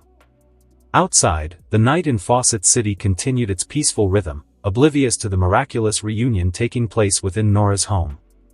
The streetlights cast gentle pools of light on the quiet neighborhood, cradling the Allen family in a moment of tranquility and healing. For Barry, Henry, and Nora, this night marked a new beginning, one filled with hope, love, and the promise of a future together. As they sat together, sharing stories and laughter, they knew that no matter what challenges lay ahead, they would face them as a family, united and stronger than ever before. Billy was all smiles as he settled into his seat on the bus, recalling how his current mother, Nora, had taken him in after he ran away from the foster home he was placed in. He had tried to run from her too, but no matter what he did, he could never escape her determination and kindness. Eventually, she had gone as far as adopting him but still let him use his birth name. Over time, he came to see her as his real mother. He knew Nora had her own family, but something impossible had happened, and she found herself here in Fawcett City. Despite this, she always held on to the hope that she would see them again someday. Today, Billy was particularly excited because he was going on a school excursion. The anticipation buzzed through him as the bus began its journey. However, his excitement quickly turned to dread when a man in a black suit with a lightning bolt on his chest suddenly appeared in front of the school bus, floating in the air. He was an imposing figure, with a muscular build and a fierce expression. The man's voice boomed as he demanded, "Bring me the champion." All the kids on the bus were instantly terrified. Billy's heart pounded in his chest as he looked at the man, realizing he was face to face with someone with powers. The other children huddled together, eyes wide with fear. Seeing no response, Black Adam grew impatient. Without a second thought, he summoned a bolt of lightning and aimed it directly at the bus. The sky seemed to crack open as the bolt shot down, and in that moment, Billy thought it was all over. But just as the lightning was about to hit, a figure appeared in front of the bus, taking the full brunt of the attack. When the dust cleared, Billy couldn't believe his eyes. It was Superman, kneeling and visibly shaking from the impact. The magical properties of Black Adam's attack had weakened him, revealing a vulnerability he hadn't known he possessed. Black Adam, unfamiliar with Superman or any of the current heroes or customs of modern civilization due to his long banishment, hovered menacingly in the air. He stared at the fallen hero with a mixture of curiosity and contempt. Superman struggled to his feet, his voice strained but firm. You won't harm these children, he declared, standing protectively between Black Adam and the bus. Billy watched, his fear mingling with awe as he witnessed the courage of the Man of Steel. Superman turned his head slightly towards the bus, his voice urgent but calm. Kids, get out of here. Run to safety. The children, still terrified, hesitated for a moment before scrambling out of the bus. Billy hesitated, looking back at the man who had saved them and then towards the city, his mind racing. He couldn't bear the thought of Nora losing another child, so he decided to run back home to make sure she was safe. As he sprinted away from the bus, his heart pounding, the scenery around him began to blur. The sounds of the city faded, replaced by a strange, echoing silence. Suddenly, Billy found himself in a different place entirely. He was in a vast, dimly lit cavern. The walls were adorned with ancient symbols, and the air was filled with a sense of profound power. At the center of the cavern, an old man sat on a throne made of stone. The man had a long white beard and wore a flowing robe. He gazed at Billy with eyes that seemed to hold the wisdom of ages. Billy slowed to a stop, his breath catching in his throat as he took in the surroundings. The cavern had an eerie yet majestic atmosphere, with torches casting flickering shadows on the walls. The old man on the throne radiated an aura of authority and mystery. "Welcome, Billy Batson," the old man said, his voice resonant and filled with gravity. "I have been waiting for you." Billy looked around, bewildered. "Where am I? Who are you?" "You are in the Rock of Eternity," the old man replied. "I am the wizard, the keeper of the powers you are destined to inherit." Billy's mind raced as he tried to comprehend what was happening. "Powers? What do you mean?" The wizard rose from his throne, his movements slow but deliberate. "You have been chosen, Billy, to be the champion of magic. The world is in need of a hero, and you have been deemed worthy." Billy felt a mixture of fear and excitement. "What do I have to do?" The wizard extended his hand, and a staff appeared, glowing with a mystical light. "Speak my name, Shazam, and you will be transformed into your true self, a champion with the power to protect the world." Billy took a step back, shaking his head. "No. This can't be real. I'm just a kid. I can't be a hero. I have to get back to my mom." The wizard's eyes softened with understanding. "Billy, I know this is overwhelming. But the world is in danger, and only you have the power to save it." Billy clenched his fists, torn between his desire to return to his mother and the responsibility being placed upon him. "Why me? I'm just a kid who runs away from everything." "Because, despite your fears and doubts, you have a good heart," the wizard said gently. The name Shazam is an acronym of the 6 immortal elders: Solomon, Hercules, Atlas, Zeus, Achilles, and Mercury. Each of these gods and heroes grants you a portion of their power, the wizard explained, his voice reverberating through the cavern. Billy hesitated, his mind racing with the enormity of the situation. "I don't know if I can do this. I'm just a kid." The wizard nodded, understanding Billy's reluctance. "Courage is not the absence of fear, Billy, but the will to face it. You have the heart of a hero. You just need to believe in yourself." Billy looked down at the ground, his thoughts a whirlwind of uncertainty. The wizard's words echoed in his mind. "What if I mess up? What if I can't handle it?" The wizard stepped closer, placing a reassuring hand on Billy's shoulder. "You will not be alone. The power of Shazam is great, but so is the wisdom that comes with it. You will learn, and you will grow." Billy took a deep breath, trying to summon the courage he needed. He thought about Nora, about Superman, and about the kids on the bus. He couldn't let them down. "Okay," he said, his voice trembling but resolute. "I'll do it." A smile spread across the wizard's face. "Good. Now, speak my name with purpose and conviction." Billy took another deep breath, his heart pounding. He closed his eyes and shouted, "Shazam!" A bolt of lightning shot down from the ceiling of the cavern, striking Billy. The air crackled with energy as he was enveloped in a blinding light. When the light faded, Billy was transformed. He stood tall, clad in a red suit with a white cape and a golden lightning bolt on his chest. He could feel the power coursing through him, filling him with strength and confidence. The wizard looked at him with pride. "Now go, champion. The world needs you." Billy nodded. He knew what he had to do. In a flash, he disappeared, ready to face Black Adam and protect the innocent. Back in the city, the battle between Superman and Black Adam raged on. Superman, weakened by the magical attack, struggled to hold his ground. Black Adam loomed over him, ready to deliver the final blow. Suddenly, a streak of red shot through the air, and Billy, now Shazam, landed between Superman and Black Adam. "That's enough," Shazam declared, his voice echoing with newfound authority.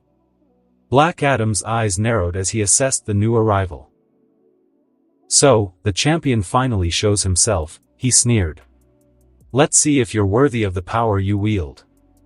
With a roar, Black Adam launched himself at Shazam, but Billy stood his ground. He met Black Adam's attack head-on, their clash sending shockwaves through the city. As the battle ensued, Billy felt the strength of Hercules, the wisdom of Solomon, the stamina of Atlas, the power of Zeus, the courage of Achilles, and the speed of Mercury guiding him. He fought with everything he had, determined to protect those who couldn't protect themselves. In that moment, Billy Batson truly became Shazam, the champion of magic, ready to face any challenge that came his way. Shazam braced himself as Black Adam charged, their fists colliding with a thunderous impact. The force of their blows sent shockwaves rippling through the city, shattering windows and shaking buildings. Billy could feel the power of the gods flowing through him, but he quickly realized that Black Adam was not an ordinary opponent. His attacks were precise and devastating, honed by centuries of experience. Superman, still weakened by the magical onslaught, struggled to his feet. Despite his injuries, he was determined to help Shazam. With a burst of super speed, he flew at Black Adam, catching him off guard with a powerful punch to the jaw. Black Adam staggered but quickly recovered, his eyes blazing with fury. "2 against 1. Is this the best you can do?" he taunted, his voice dripping with disdain. Undeterred, Superman and Shazam worked together, their attacks coordinated and relentless. Shazam used his lightning to keep Black Adam off balance, while Superman's super strength and heat vision added to the assault. However, Black Adam's experience and power proved to be formidable. He parried their attacks with ease, countering with brutal efficiency. The battle raged on, with no clear winner in sight. The streets of Fawcett City became a war zone, with cars overturned and debris scattered everywhere. Civilians fled in terror, seeking shelter from the destructive clash of titans. Superman and Shazam exchanged a quick glance, silently communicating their determination to protect the city and its people. They launched another coordinated assault, with Shazam summoning a massive bolt of lightning that struck Black Adam, momentarily stunning him. Superman followed up with a powerful punch that sent Black Adam crashing into a nearby building. But Black Adam was far from defeated. He emerged from the rubble, his eyes glowing with unbridled rage. "You cannot defeat me," he roared, his voice echoing through the city. "I have fought gods and monsters. You are nothing compared to my power." He launched himself at Superman, his fists glowing with magical energy. Superman braced for the impact but was knocked back by the sheer force of Black Adam's attack. Shazam tried to intervene, but Black Adam was relentless, his attacks coming faster and harder. Superman, weakened by the continuous exposure to Black Adam's magic, struggled to keep up. He knew that if they didn't find a way to end the fight soon, they might not survive. "New guy, we need to work together," he called out, his voice strained. Shazam nodded, his mind racing as he tried to come up with a plan. He remembered the wisdom of Solomon, and an idea began to form. "Superman, keep him busy." "I have an idea." Superman nodded and launched himself at Black Adam, using his remaining strength to keep the powerful adversary occupied. Shazam, meanwhile, summoned all the power he could muster. He focused on the lightning, calling upon the full might of Zeus. With a roar, Shazam unleashed a massive bolt of lightning that struck Black Adam directly. The impact was immense, lighting up the entire city and sending shockwaves through the ground. Black Adam screamed in pain as the magical energy coursed through him, weakening him momentarily. Superman seized the opportunity, delivering a powerful punch that sent Black Adam sprawling. Shazam joined in, their combined strength finally overwhelming their opponent. Black Adam, battered and weakened, struggled to rise. But before they could deliver the final blow, Black Adam summoned the last of his strength and unleashed a devastating blast of magical energy. The force of the explosion sent Superman and Shazam flying, their bodies crashing into the ground with bone-jarring impact. As the dust settled, Black Adam stood, his chest heaving with exertion. He was weakened, but his determination remained unbroken. "You may have the power of the gods," he snarled, "but you lack the will to use it." Superman and Shazam, bruised and battered, slowly rose to their feet. They exchanged a determined look, ready to continue the fight.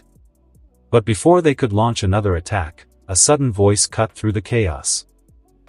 The sudden voice belonged to none other than the Flash, who appeared in a blur of red and gold lightning, skidding to a halt in front of Black Adam with a smirk plastered on his face. "Well, Flash quipped, his tone dripping with sarcasm. "If it isn't the grumpy ancient dude causing all the ruckus. You know, I heard there was a guy running around in black pajamas pretending to be a tough guy. Didn't realize it was you, Black Adam." Black Adam's eyes narrowed at the speedster's arrival, irritation flashing across his face. "Another hero to fall," he growled, his fists crackling with dark energy. Flash darted around Black Adam, his movements a blur. "You know, I don't usually fight guys who look like they stepped out of a museum exhibit, but I guess I can make an exception for you," he teased. "By the way, do you ever take a break from looking angry? It's gotta be exhausting." Shazam, seeing the Flash in action, couldn't help but feel a surge of excitement. He had already seen Superman, and now the Flash was here too. Today was turning out to be quite the superhero-filled day. "Flash, glad you could join us," Shazam called out, grinning. "You sure know how to make an entrance." "Hey, Shazam. Figured you and Supes could use a hand," Flash replied, his tone light and playful. He zipped around Black Adam again, delivering a rapid series of punches that seemed to come from all directions. "So, what's your deal, big guy? Didn't get enough attention in ancient Egypt?" Black Adam swatted at the Flash, trying to catch him, but the speedster was too quick. "Stay still and face me like a warrior," Black Adam roared, frustration evident in his voice. Flash laughed, dodging effortlessly. "Sorry, no can do. I'm more of a run circles around my enemies kind of guy. Plus, I gotta keep my cardio up." Superman and Shazam took advantage of Flash's distraction, regrouping and preparing for another coordinated attack. Superman nodded at Shazam, a silent understanding passing between them. They launched themselves at Black Adam, combining their strength and power to press the assault. Flash continued to taunt Black Adam, zipping in and out of his reach. "You know, they say laughter is the best medicine. Maybe if you cracked a smile once in a while, you'd be a lot happier. Just a thought." Black Adam, growing increasingly enraged, unleashed a massive wave of magical energy in an attempt to hit all three heroes at once. Flash, with his super speed, managed to dodge it, while Superman and Shazam absorbed the brunt of the attack, their combined strength holding them steady. "Alright, enough playing around," Flash said, his tone becoming more serious. "Time to take you down for good." With renewed determination, Flash joined Superman and Shazam in their assault, using his speed to land rapid blows and keep Black Adam off balance. The three heroes worked in perfect harmony, their combined efforts overwhelming even Black Adam's formidable power. The battle was fierce and relentless, each side refusing to give in. But with the addition of Flash's speed and agility, the tide began to turn in favor of the heroes. Black Adam, despite his centuries of experience and power, found himself struggling against their united front. As the fight wore on, Black Adam's attacks grew more desperate, his strength waning. Superman, Shazam, and Flash pressed their advantage, delivering blow after blow, their teamwork seamless. Finally, with one last coordinated effort, Shazam summoned a massive bolt of lightning that struck Black Adam, sending him crashing to the ground. Superman and Flash followed up with powerful punches that left Black Adam weakened and defeated. Breathing heavily, the three heroes stood over their fallen foe, ready for any last attempt he might make.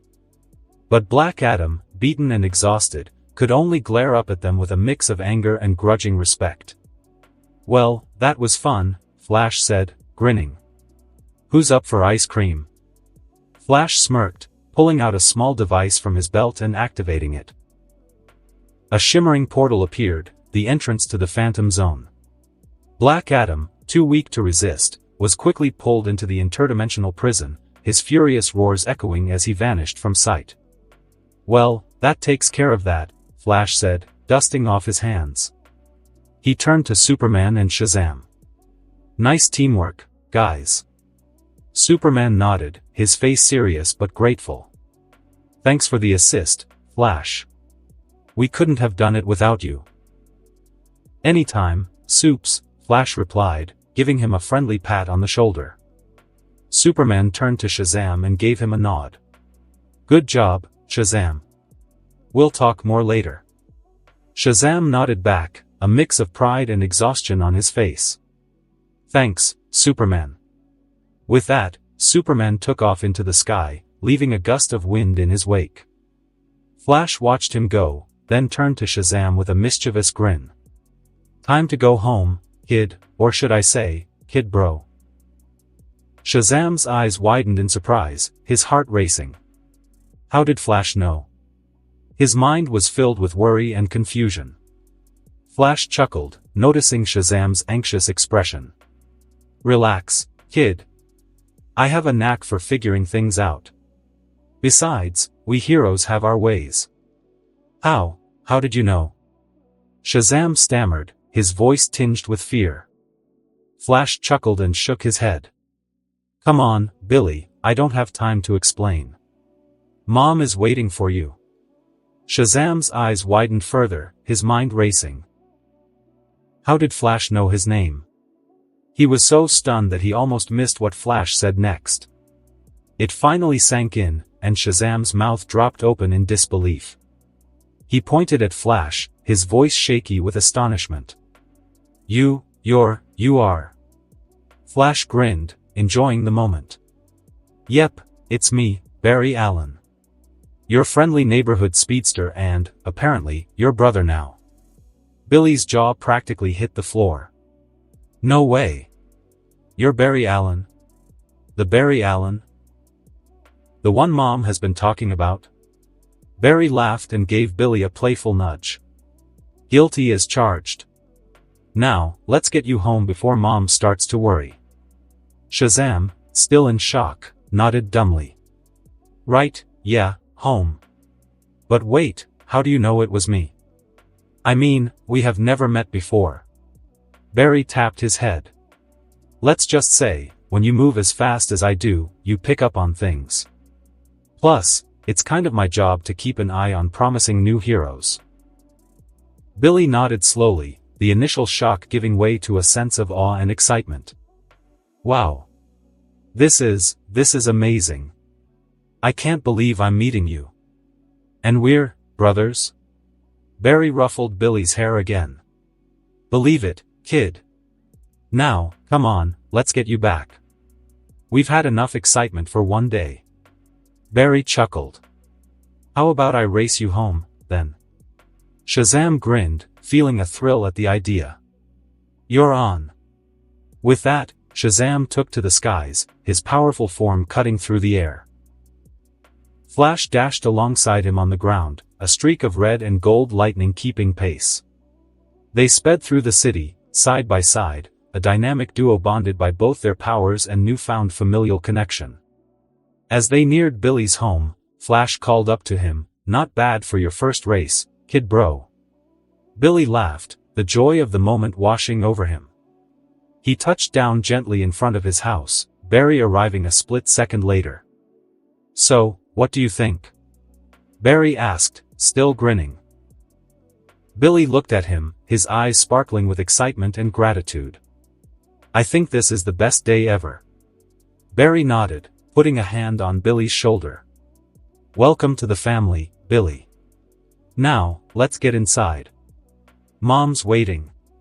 With that, they headed into the house, ready to share the incredible story of their day and the new bond they had discovered. Today was truly a day Billy would never forget. Barry and Billy entered the house to find Nora and Henry chatting in the living room. Nora's gaze shifted from her conversation to the striking figure in the Flash suit, and a wave of nostalgia and pride washed over her. She remembered the man who had brought her to Fawcett City years ago and couldn't help but admire the man her son had become. Henry, seeing Shazam for the first time, raised an eyebrow in confusion. "Who is this?" he asked. Billy, still buzzing from the day's events, looked back at him. "Billy," he said instinctively. Henry's confusion deepened.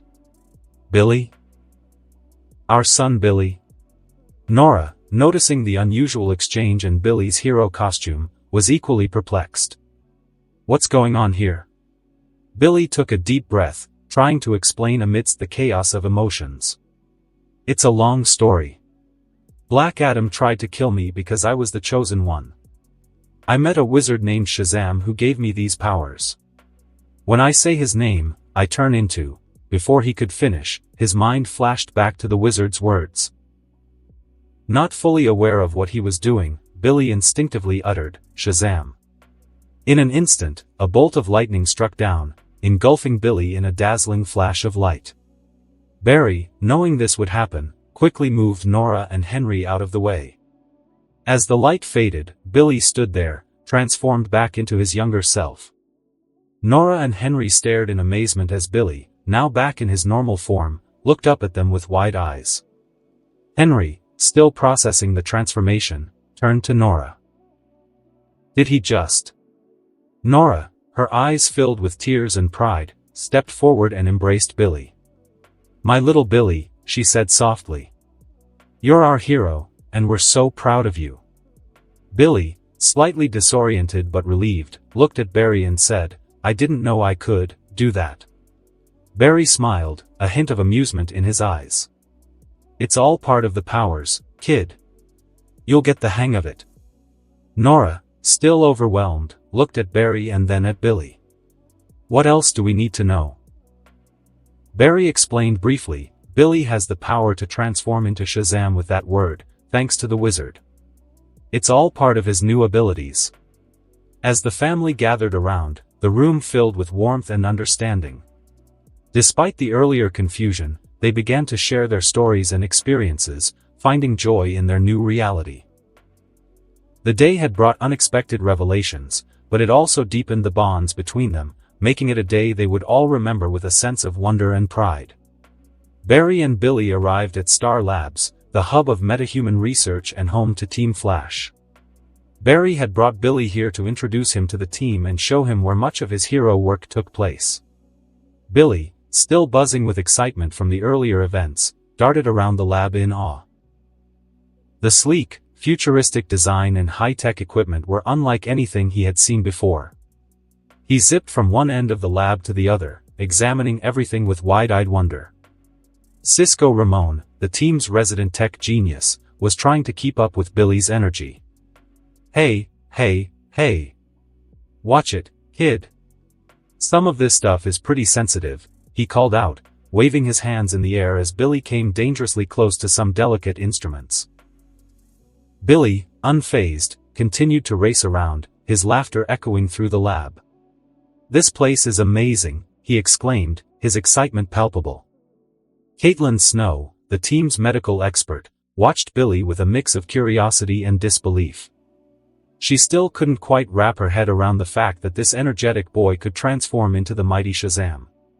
She shook her head with a smile, her scientific mind intrigued by Billy's powers and the mystery of his transformation. As Billy continued his exploration, Barry chuckled, watching the boy with a fond smile. "He reminds me a bit of myself when I first got my powers," he said, turning to Caitlin and Cisco. Cisco grinned, shaking his head. "Yeah, but at least you weren't a walking electrical storm, Barry." Barry shrugged with a playful smirk. "Touché." Flashback. Barry and Billy, in his Shazam form, had left their home in a flash, quite literally. They raced toward Star Labs, with Billy soaring through the sky and Barry sprinting across the ground. Billy had insisted on racing his older brother, eager to see how he measured up against the Scarlet Speedster. As they sped toward Central City, Barry playfully ran circles around Billy, zooming back and forth between him and the lab in the blink of an eye. Billy couldn't help but laugh, his admiration for Barry growing with each passing second. Okay. "You're definitely the fastest man alive," he shouted, his voice filled with excitement. Their parents, Nora and Henry, were safely aboard the Speed Force Striker, a vehicle designed by the system to harness the Speed Force for rapid transport. While Billy had wanted to ride it, he couldn't resist the thrill of racing Barry. Once at Star Labs, Barry introduced Billy to the rest of the team, explaining how his powers worked. Billy demonstrated his transformation, saying the magic word Shazam to change between his forms, each time accompanied by a dramatic bolt of lightning. The team was fascinated by Billy's abilities and the source of his power, a blend of magic and mythical forces bestowed upon him by the wizard Shazam. Present. Back in the present, Team Flash gathered in the main area of Star Labs. They were joined by Joe West, Barry's adoptive father, and Henry and Nora Allen. Standing across from them were Iris West and Eddie Thawne, both wearing expressions of shock and disbelief. Iris was struggling to process the revelations. She had just discovered that her best friend, Barry Allen, was the Flash, the hero who had been saving Central City and keeping its citizens safe. Her father, Joe, had known about Barry's identity for a long time, keeping it a secret to protect them all. More unsettling was the revelation about Eobard Thawne, the Reverse Flash, and his connection to Eddie. The idea that Eddie's descendant from the future was Barry's archenemy left Iris reeling. Barry stepped forward, trying to ease the tension. "Iris, Eddie, I know this is a lot to take in, but I promise we'll explain everything." Iris shook her head, her mind racing. "Barry, you're the Flash. All this time, and you didn't tell me?" Barry nodded, his expression apologetic. "I wanted to, Iris, but it wasn't safe. I didn't want to put you in danger." Joe chimed in, his voice calm but firm. "We kept it quiet to protect everyone. The more people who knew, the more risk there was."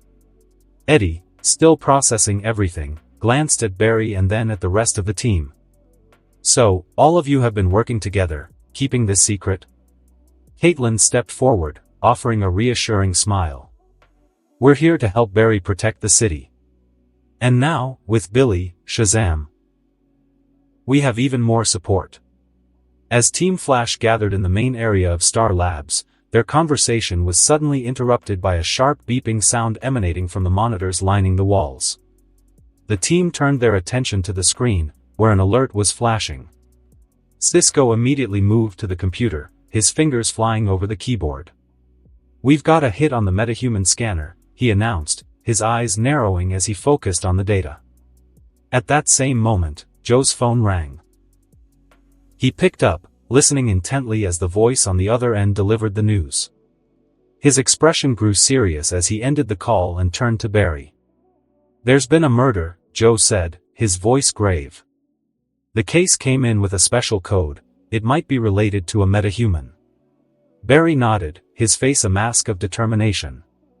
He exchanged a glance with Joe and Eddie, who was also part of the Central City Police Department, before turning to the rest of the team. "Looks like we're needed," he said, his voice steady. Billy, who had been listening with wide eyes, bounced with excitement. "A metahuman case? Can I come with you, Barry?" he asked eagerly. Before Barry could respond, Cisco stepped in, raising an eyebrow at Billy.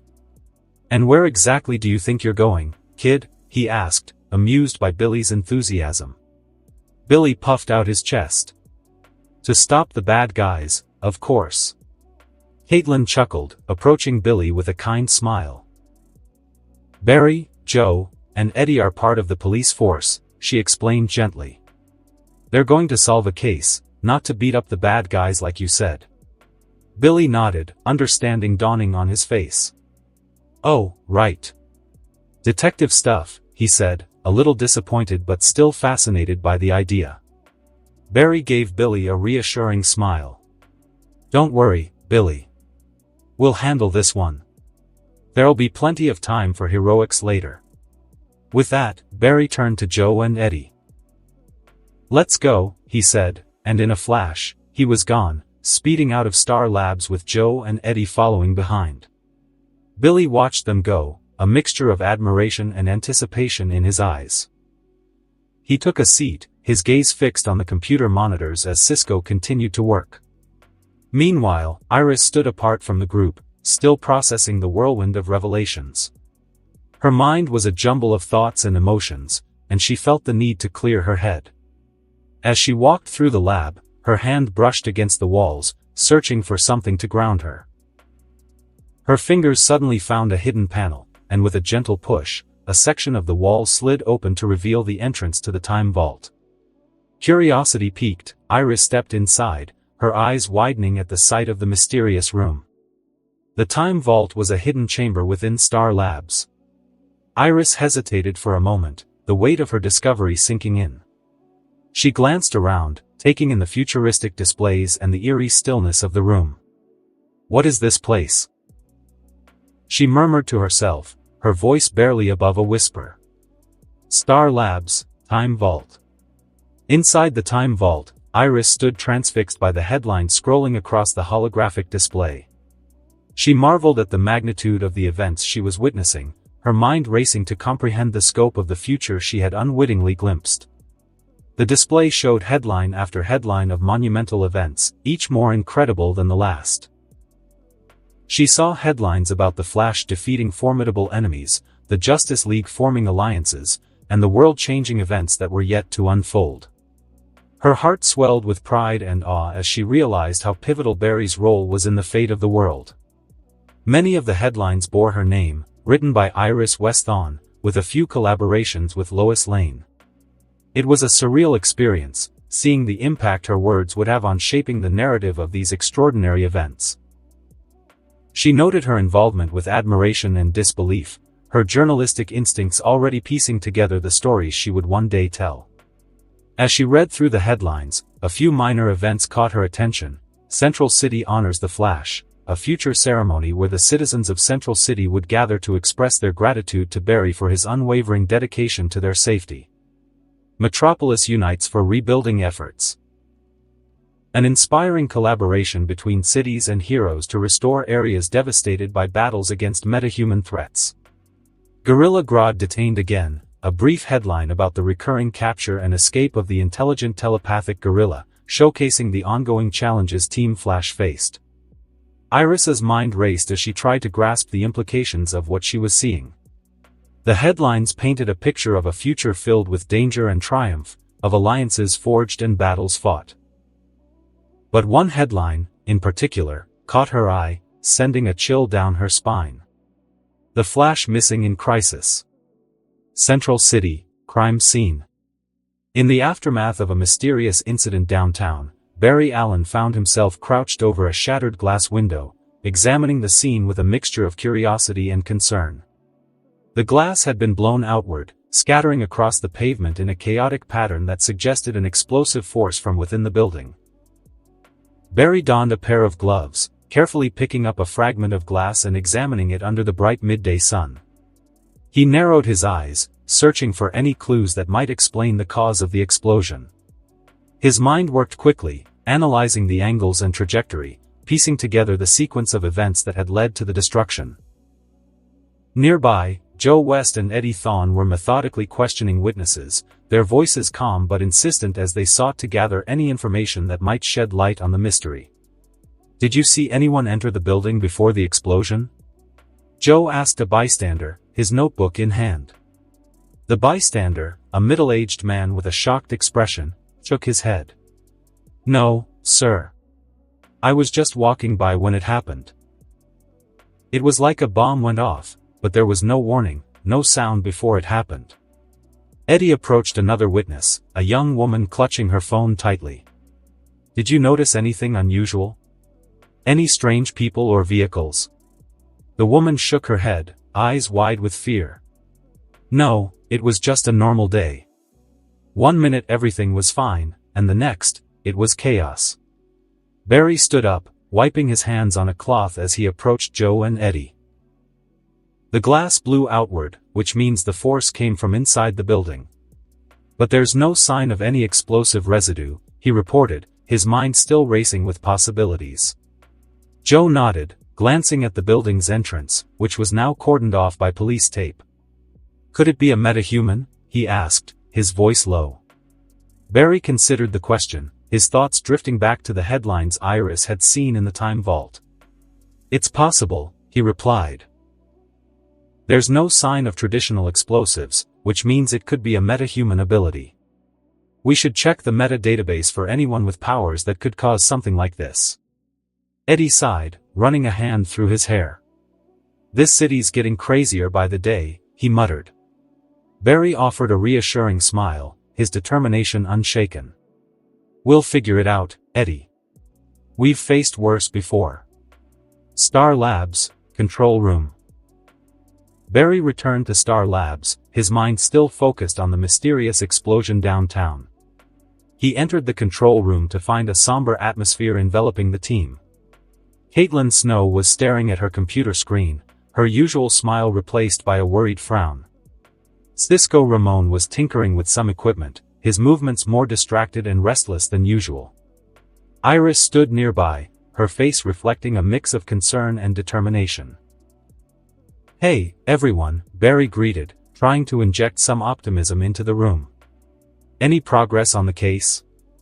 Cisco looked up, his expression uncharacteristically serious. "We need to show you something, Barry." Barry's heart skipped a beat as he noticed the tension in the room. "What's going on?" he asked, glancing between his friends.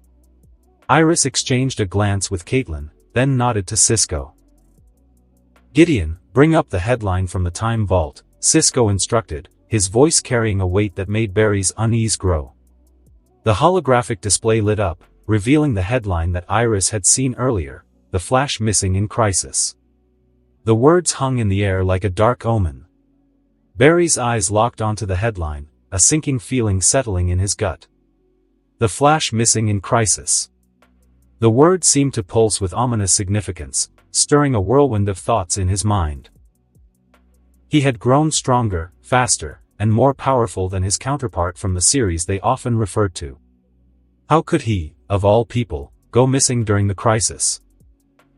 While others were thinking of ways to save Barry and how he could survive the crisis, Barry was thinking of who the enemy was that was going to push him to that extent so as to make that sacrifice, because he believed that by the time the crisis was going to come, he would be able to match the likes of the Monitor and the Anti-Monitor.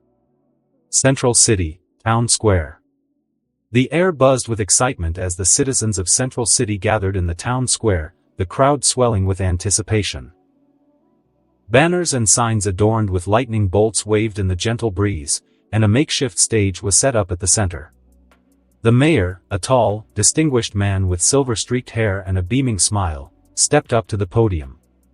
He adjusted the microphone, taking a moment to gaze over the sea of eager faces, each one reflecting gratitude and admiration. The Flash stood to the side of the stage, his red suit glistening under the midday sun. He shifted slightly on his feet, the weight of the moment settling in. His expression was a blend of humility and pride, his eyes scanning the crowd for familiar faces. The mayor cleared his throat, his voice carrying a mix of solemnity and joy. "Today, we are gathered here to honor a man who has risked his life countless times to save and protect the citizens of our beloved Central City."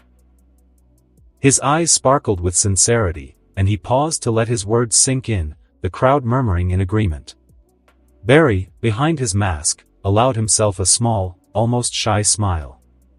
He caught sight of his mother in the front row, her eyes shining with pride. She gave him a discreet thumbs up, which bolstered his confidence. He straightened up, shoulders squared, ready to receive the honor.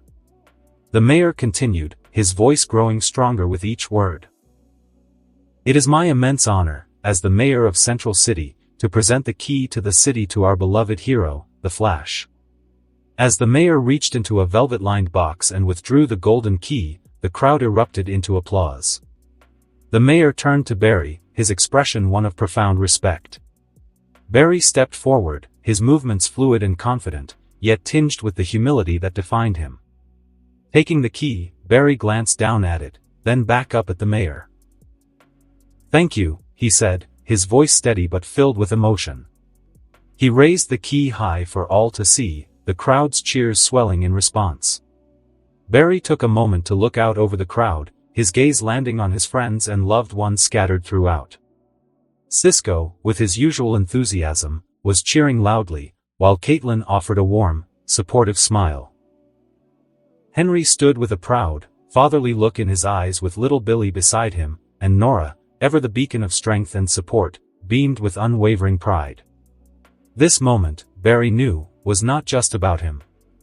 It was about the collective effort of his team, his family, and the citizens of Central City. Together, they had faced insurmountable odds, and together, they would continue to protect their home. Barry stepped toward the microphone, ready to deliver his speech. The crowd quieted, leaning in with anticipation. He cleared his throat, his voice steady yet humble. "I just want to say," suddenly, a resounding boom echoed through the square, the ground trembling beneath everyone's feet. A massive figure crashed into the town square, the impact sending debris flying and creating a deep crater at the point of landing. The once joyous atmosphere shattered into panic as screams filled the air. People scrambled to flee, their faces contorted with fear as they pushed and shoved, desperate to get away. Team Flash instantly sprang into action. Iris, Caitlin and Cisco moved quickly, helping guide the terrified citizens to safety. "This way. Stay calm," Iris shouted, her voice cutting through the chaos, her face a mask of determined focus. Barry blurred into action, standing before the massive intruder who towered over him. The giant man, clad in heavy armor and rippling with muscle, glared down at Barry, his eyes gleaming with menace. The Flash looked up, a flicker of annoyance crossing his face. "You know, there's a time and a place for dramatic entrances, and this was definitely not it," he quipped, his tone light yet underlined with frustration. "You really know how to ruin a moment." The hulking figure grunted, his breath steaming in the cool air, and without a word, he swung a massive fist toward Barry with terrifying speed. But before the punch could connect, a bolt of lightning streaked across the square. In a split second, the giant was sent hurtling backward, crashing through a nearby building with a deafening crash. Barry blinked, momentarily stunned as he looked at where the giant had been. Before him now stood a boyish figure dressed in red and gold, a wide grin spread across his face. Shazam, with his signature emblem glowing on his chest, turned to Barry with a playful smirk. "Don't worry, Flash. I've got your back. Consider this a friendly save from one hero to another." Barry chuckled, shaking his head. "Thanks, but I had it under control, you know." The citizens, momentarily forgetting their fear, began to cheer as they caught sight of Shazam. Children pointed excitedly at the new hero, their eyes wide with awe. "Who's that?" "He's so cool," one boy shouted, tugging at his mother's sleeve. Shazam puffed out his chest, clearly relishing the attention. He gave the crowd a quick wave, his grin growing wider. "I guess I'm the new hero in town," he said, glancing around with pride. But the moment of distraction was all the giant needed. With a roar, he shot back toward Shazam, his fist aimed directly at the unsuspecting hero. The crowd gasped, horror washing over their faces as the massive figure closed in. But Barry was faster. In an instant, he appeared in front of Shazam, catching the incoming punch with one hand, his muscles tensing as he absorbed the force. The impact cracked the ground beneath them, but Barry's expression remained calm and focused. "Watch your back, Shazam," Barry said, a smirk playing on his lips. Then, with a quick twist, he delivered a powerful punch of his own, sending the giant flying back once more, his body skidding across the pavement until it collided with another building, leaving a deep imprint in the wall. Shazam blinked, surprised, then broke into a wide grin as he realized what had just happened. "Whoa, thanks, Flash. I guess I owe you one now." Barry glanced at the crater, then back at Shazam. "Just keep your eyes open next time, kid. It's not always about being the strongest but being the fastest too." The citizens erupted into cheers again, their earlier fear replaced by admiration for the two heroes who stood before them. Parents held their children a little tighter, but their expressions were filled with awe and relief. The atmosphere, once tense, had shifted back to one of hope and gratitude. As the dust settled and the echoes of battle faded, Barry and Shazam stood side by side, the flash of cameras and the cheers of the crowd surrounding them. Barry looked at his young ally, a knowing smile on his lips. "Ready to take this guy down together?" Shazam grinned, his youthful enthusiasm shining through. "You bet. Let's show him what real heroes can do." Barry and Shazam exchanged a glance, their smiles fading as they focused on the rubble where the hulking figure lay. The air around them buzzed with tension, and the once cheering crowd fell silent, watching with bated breath. "All right, kid, follow my lead," Barry said, his tone more serious now as he prepared for the next move. Shazam nodded, his youthful energy simmering just beneath the surface. "Got it. I'm right behind you." Suddenly, the ground trembled as the massive man pushed himself up from the crater, his eyes burning with rage. Dust and debris clung to his armor, and with a low growl, he stood, towering once more. His fists clenched, the muscles in his arms bulging as his focus locked onto Barry and Shazam. Barry's body tensed, his sharp gaze taking in every detail of the giant's movements. "Here we go again," he muttered under his breath, then dashed forward, a blur of red lightning trailing behind him. The massive man swung a wild fist toward Barry, but the Flash effortlessly dodged, his body moving like liquid, bending around the attack. As he zipped around, he glanced at Shazam. "Now!" Shazam flew in with blinding speed, lightning crackling around him as he closed the gap. With a mighty shout, he brought his fists down on the man's shoulder, sending shockwaves through the ground. The force of the blow made the giant stagger, but he roared in defiance, swinging back in an attempt to swat Shazam away. The clash continued, the two heroes weaving in and out of the giant's reach. Shazam's power and Barry's speed made them a formidable team, but the enemy was relentless. Every hit they landed seemed to barely faze him, and his heavy fists crashed into the ground, each impact shaking the square. The massive man, realizing he was outmatched by the combined efforts of Barry and Shazam, growled in frustration. His eyes flickered with something akin to fear as he stumbled back, his massive frame tensing. Without warning, he turned on his heel and bolted, his heavy footsteps shaking the ground as he fled through the ruined streets of Central City. Barry's eyes narrowed as he watched the giant retreat. His first instinct was to chase, to ensure the threat was neutralized, but something tugged at him, the safety of the citizens still lingering in the square. He glanced over his shoulder, seeing the crowd huddled in fear, and his heart clenched. Just as Shazam prepared to take off in pursuit, his body sparking with energy, Barry's arm shot out, catching him by the shoulder. "Hold on, kid," he said firmly, his tone laced with authority. "Let him go." Shazam blinked, confusion flashing in his eyes. "But, he's getting away. We can catch him, Flash. We can't just let him run off like that." Barry shook his head, his expression steady but serious. "We can catch him, but right now, these people come first." His gaze flicked to the scattered citizens, some still frozen in shock, others helping the injured. "We need to make sure everyone here is safe before we go after him." Shazam hesitated for a moment, clearly wanting to chase after the giant, but Barry's calm, collected presence kept him grounded. He took a deep breath, nodding slowly. "All right, you're right." Barry gave him a small, reassuring smile. Don't worry, we'll track him down later.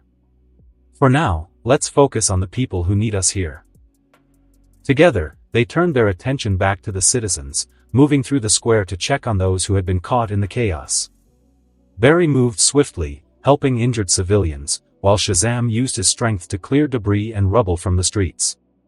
Iris and the rest of Team Flash were already guiding people to safety, coordinating with emergency services. Cisco and Caitlin had set up a triage area, tending to the injured with efficiency and calm. Barry's gaze softened when he spotted his loved ones, safe and unharmed, working alongside each other.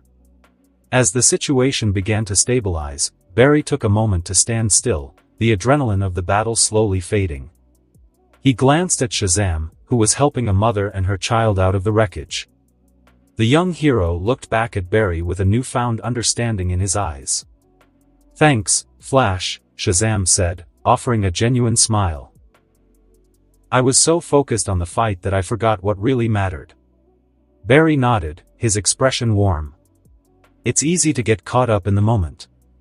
But being a hero isn't just about stopping the bad guys. It's about protecting the people who can't protect themselves.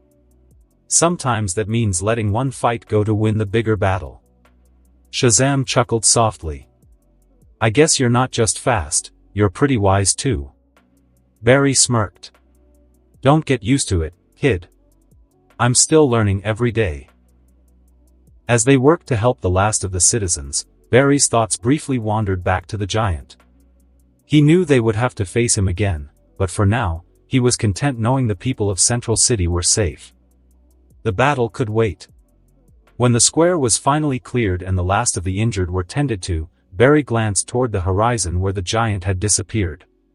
"We'll find him," he said quietly, more to himself than anyone else. Shazam stepped up beside him, his eyes filled with determination. "Yeah. And when we do, we'll be ready."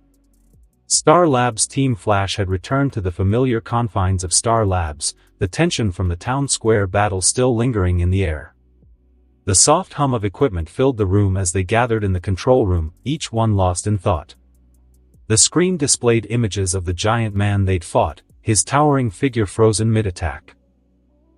Barry stood off to the side, leaning against the desk, deep in thought, his mask discarded on the table beside him. His face, bruised from the fight, bore the same features as Albert, Al Rothstein, the very man whose murder Eddie, Joe, and Barry had been investigating. Eddie paced restlessly by the door, his hands on his hips, his eyes narrowed in disbelief. How did he have the same face as him? Eddie's voice was strained, his tone a mix of confusion and frustration. "I mean, he's dead. We all saw his body." He ran a hand through his hair, still not fully adjusted to the madness that seemed to constantly swirl around Central City. Joe stood nearby, his phone still in hand after making a quick call. His usual calm demeanor was tinged with unease, his brow furrowed in thought. "I just confirmed it," he said, his voice steady but carrying the weight of disbelief. "Al Rothstein's body is still in the morgue. Which means..." He paused, glancing at the others. This guy could be his twin or something. The room fell into a brief silence as everyone absorbed Joe's words. Iris, sitting at the computer, tapped away furiously, her fingers moving with determination. After a moment, she leaned back in her chair, her brows knitted in concentration. "That's highly unlikely," she muttered, her eyes scanning the screen. There was no mention of a twin anywhere in AL's background. "I've checked everything. No records, no birth certificates. Nothing." Iris glanced at Barry, her eyes filled with concern, but there was also a glimmer of curiosity. Barry had been unusually quiet, his arms crossed over his chest, his head lowered as if lost in thought. The weight of the situation sat heavily on his shoulders, but there was something else, something he wasn't saying. With a deep sigh, Barry finally looked up, his eyes meeting the gaze of everyone in the room. There was a moment of hesitation, as if he was weighing whether to speak, but then he pushed himself off the desk and took a step forward. "I know this is going to sound crazy, but..." He paused, his voice carrying a hint of reluctance. I think I have a theory on how this is possible. Cisco, who had been leaning against a control panel, groaned audibly. He threw his head back, rubbing his face with both hands in exaggerated frustration. Don't say it, he muttered, his voice muffled behind his hands. Please, Barry. Don't say it. But Barry, his expression serious and resolute, nodded. Yes, it is. Cisco dropped his hands and slumped against the console, his face twisted into an incredulous grimace. Of course it is. The rest of the team watched Barry closely now, their attention locked onto him. Eddie stopped pacing, crossing his arms and staring at Barry with a mixture of curiosity and unease. Joe's eyes narrowed, a familiar look of quiet understanding crossing his face, though he said nothing. He knew Barry wouldn't bring up a wild theory unless he had a solid reason for it. Barry took a deep breath, his hands clasped in front of him as he spoke. I think we're dealing with a parallel universe. Eddie raised an eyebrow, his confusion deepening. A what? Eddie raised an eyebrow, his confusion deepening. A what? A parallel universe, Barry repeated, his voice more certain now. He paced slowly, his hands gesturing as he explained. Another dimension. A different version of our world. Al Rothstein's body is still in the morgue here, but that doesn't mean this guy can't be him. Or, at least, some version of him. Iris leaned forward in her chair, her brow furrowing. So, you're saying this could be a doppelganger? From another Earth? Barry nodded, his eyes intense. Exactly. I've come across similar things before, energy signatures, anomalies. I didn't think much of it at first, but now it makes sense. This guy, this version of Al, must have come from another dimension. Cisco shook his head, a disbelieving grin tugging at his lips. He walked over to Barry, hands on his hips. Barry, we've talked about this theory before, and I still think it's nuts. Do you know how many things would need to line up for that to happen? Barry gave Cisco a small, knowing smile. Yeah, but after everything we've seen. Would it really be that surprising? Cisco stared at him for a moment, then sighed in defeat, throwing his hands up. Alright, fine. It's not the craziest thing we've seen. I'll give you that. Joe, who had been listening quietly, finally spoke up, his voice calm and measured. If this is true, then we're dealing with something bigger than just one guy. We need to figure out where he came from, and if there are more like him. Eddie shook his head slowly, his eyes wide as he processed everything. Parallel universes, doppelgangers. This is a lot to take in, man. Barry gave him a sympathetic look. I know. But we've got to be prepared for whatever's coming next. The room fell silent again, the weight of Barry's words settling over them. Each member of Team Flash exchanged glances, knowing that this was just the beginning of something much larger, much more dangerous than they had anticipated. A sudden beeping sound broke the heavy silence, causing everyone in the room to jerk their heads toward the source. Cisco's ears perked up immediately, and with a quick glance toward the monitors, he dashed over to the computer. The tension lifted slightly as he leaned in, his fingers flying across the keyboard with practiced ease. Hold on, guys, we've got something, Cisco muttered, his eyes glued to the screen. His usual air of confidence returned, the earlier confusion melting away. The others gathered around, their curiosity piqued. Barry moved closer, peering over Cisco's shoulder. What is it? Give me a sec, Cisco said, still focused on the data scrolling across the screen. A small smile tugged at the corners of his mouth as the information finalized. There. He tapped the monitor triumphantly. I've found him. Our giant buddy, Atom Smasher. The room collectively blinked. Atom Smasher? Barry repeated, eyebrow raised. Cisco looked up from the screen, shrugging slightly, but there was a mischievous glint in his eyes. What? It's a nice name. He grinned as if daring anyone to argue with him. Come on, big dude, smashes stuff, has atoms or whatever, totally fitting. Barry exchanged a glance with Iris, who was stifling a laugh. Eddie rubbed his temples as if already sensing the ridiculousness of the name would stick. Joe, his arms crossed, shook his head but couldn't hide the slight smirk playing at the corners of his mouth. You just had to name him, didn't you? Cisco straightened, feigning innocence. Look, it's either that or giant angry guy, and that doesn't really have the same flair. Barry chuckled, shaking his head. Alright, Atom Smasher it is. Damn right it is, Cisco said, his smile widening. He turned back to the screen, his tone becoming more serious as he tapped another key, pulling up a map. Anyway, we've got a lock on him. He's hiding out near the industrial district, just outside of the city. Looks like he's trying to lay low after that last fight. Barry's demeanor shifted, his focus sharpening. Then we don't have much time. We need to stop him before he can cause any more damage. Agreed, Joe said, nodding. We can't let him get another chance to hurt anyone. Cisco nodded. I'll keep track of him from here. You guys head out, and I'll guide you in. Barry turned to the others, his jaw set in determination. Let's move. This time, we're not letting him get away. Before Barry could say another word, Billy, always eager and brimming with youthful energy, bolted from the room in a flash, practically leaving a trail of excitement behind him. His movements were swift and impulsive, his grin wide as he zipped through the doors, clearly driven by the thrill of getting his name in the headlines. The lightness in his steps betrayed his eagerness to prove himself, to stand tall alongside the city's greatest hero. Barry blinked in surprise, his hand half lifted as if to stop him, but it was too late.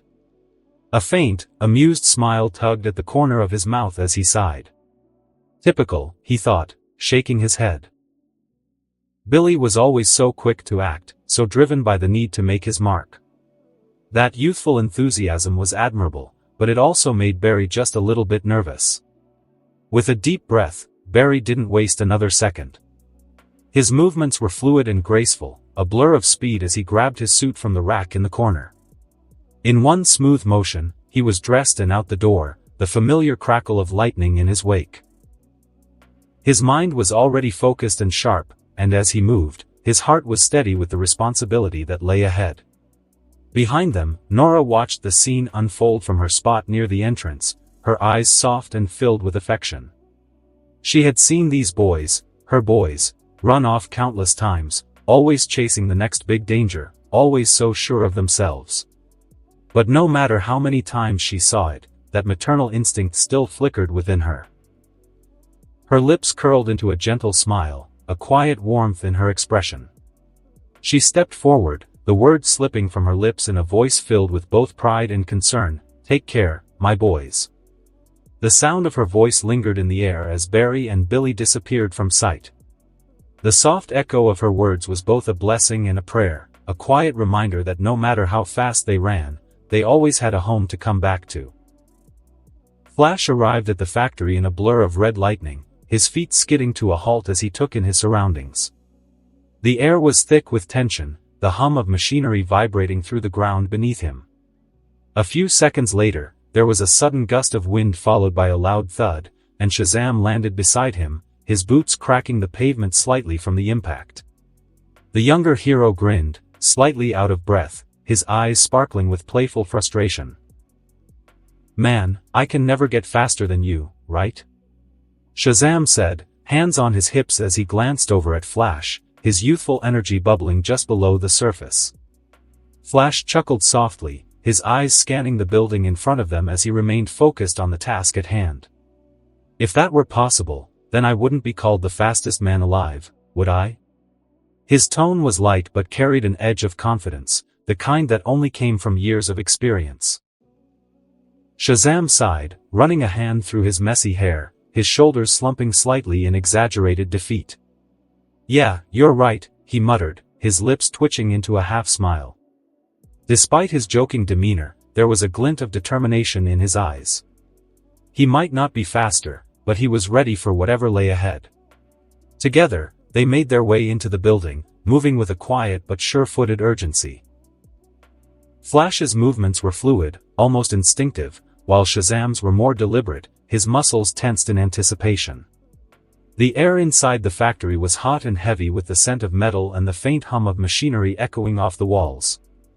Flash's eyes narrowed as they ventured deeper into the facility, his senses on high alert. As they entered the heart of the building, they finally saw him. Atom Smasher stood in the center of the room, his hulking figure bathed in a sickly green glow. He was towering over everything, absorbing radiation from a large reactor that hummed ominously behind him. His muscles bulged grotesquely, veins pulsing as he drew in more energy, his size increasing with each passing second. The sheer intensity of the power coursing through him made the air crackle with tension, the heat radiating from his body distorting the space around him. Shazam's eyes widened slightly as he watched the transformation. "Whoa, that's not good." His voice, usually filled with bravado, now carried a hint of concern. "There's no need to panic," Flash said, his voice steady despite the tension in the air. His sharp eyes never left Atom Smasher, watching the massive villain grow larger by the second. "We can take him down. You know what they say, too much of anything is bad. He absorbs energy, so let's overload him. Hit him with your lightning, and I'll run circles around him to keep him contained." Shazam, who had been clenching his fists in anticipation, paused and nodded, his youthful bravado giving way to a calm focus. His eyes flickered with determination as he squared his shoulders, muscles rippling with latent power. "Got it," he said, his voice low and ready. In one smooth motion, Shazam took off, his body soaring through the air like a rocket. His cape fluttered behind him as he flew toward Atom Smasher, drawing the giant's attention. "Hey!" Shazam shouted, lightning crackling around his fists as he pointed at the hulking villain. "Eat this!" Atom Smasher snarled, his red eyes narrowing as he saw Shazam approaching. With a roar that shook the walls, he leaped into the air, his massive form casting a shadow over the young hero.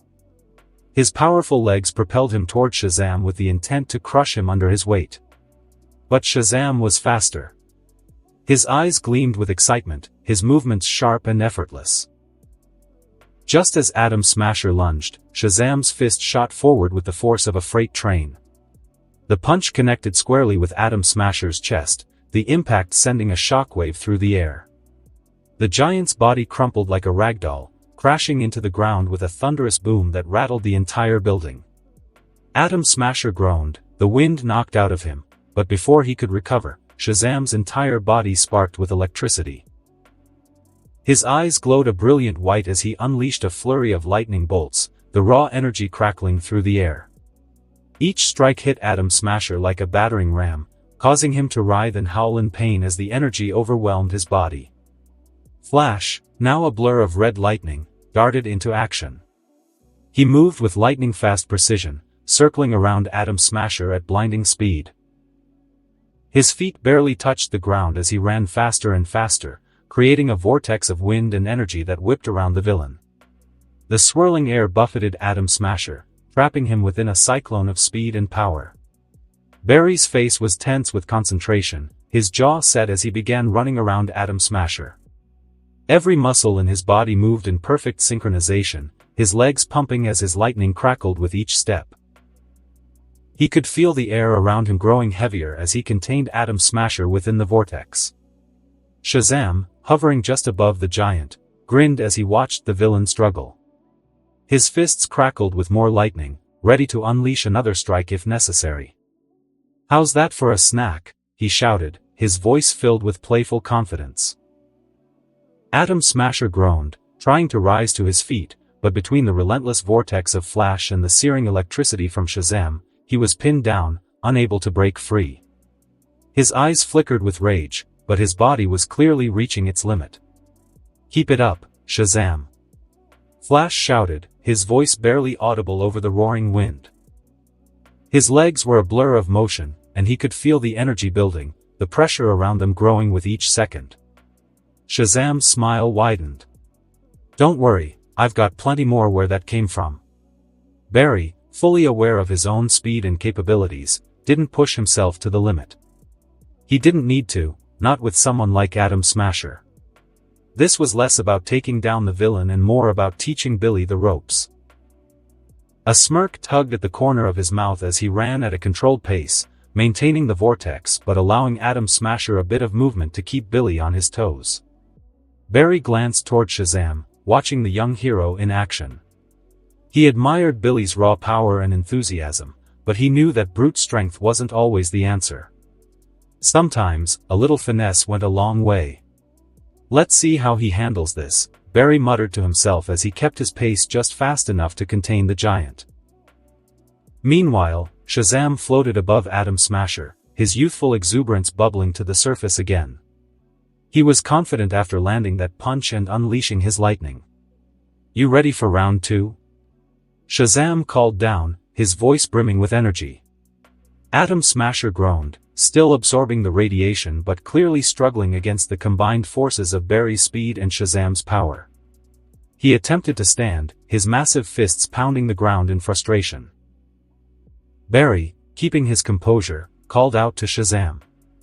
"Billy, remember what I said, too much of anything can be a bad thing. Don't let him absorb more than he can handle. Control the situation." Shazam blinked, the grin fading slightly as Barry's words sank in. "Right," he muttered, realizing that overwhelming Atom Smasher might not be the best idea. Instead of unleashing another barrage of lightning, Shazam held back, observing the enemy for a moment. "Okay," Shazam said, cracking his knuckles, "let's try this differently." Barry smiled to himself. "Good," he's thinking. Atom Smasher, noticing the brief pause, tried to use the moment to his advantage. He roared and threw a wild punch toward Shazam, but the young hero, more focused now, dodged smoothly, his movements much more deliberate than before. Barry, still circling at a measured pace, shouted encouragement. "Nice, Billy. Keep your distance, don't let him touch you." Shazam nodded, flying around Atom Smasher, throwing in well-timed punches and dodging the giant's desperate swings. Each strike was controlled now, not just raw power but a calculated effort to wear Atom Smasher down without giving him more energy to absorb. Barry's grin widened as he watched Shazam take the lesson to heart. This wasn't just about beating Atom Smasher, it was about showing Billy how to fight smarter, not harder. Flash and Shazam worked in perfect tandem now. Barry's crimson blur whipped around Atom Smasher like a cyclone, keeping the giant disoriented while Shazam floated above, landing calculated punches with a precision that belied his usual reckless energy. Atom Smasher roared in frustration, his massive form swaying as the combined force of lightning and speed wore him down. Every time he tried to lash out, his fist met only air as Shazam dodged expertly, staying just out of reach. "Keep it up," Flash shouted, his voice sharp and encouraging as he maintained the swirling vortex. His body moved like clockwork, his breathing steady despite the high-speed maneuvers. There was no sign of fatigue, Barry Allen was in complete control. Shazam, now fully in the rhythm of the battle, grinned. The punches he threw were no longer wild but focused. His eyes were sharp, watching for every opening in Atom Smasher's defenses. "Almost there," he yelled, charging his fists with one last bolt of electricity. The blue lightning crackled in the air, illuminating his determined expression. With a final roar, Shazam hurled the lightning at Atom Smasher. The bolt struck the giant square in the chest, sending a ripple of electricity coursing through his body.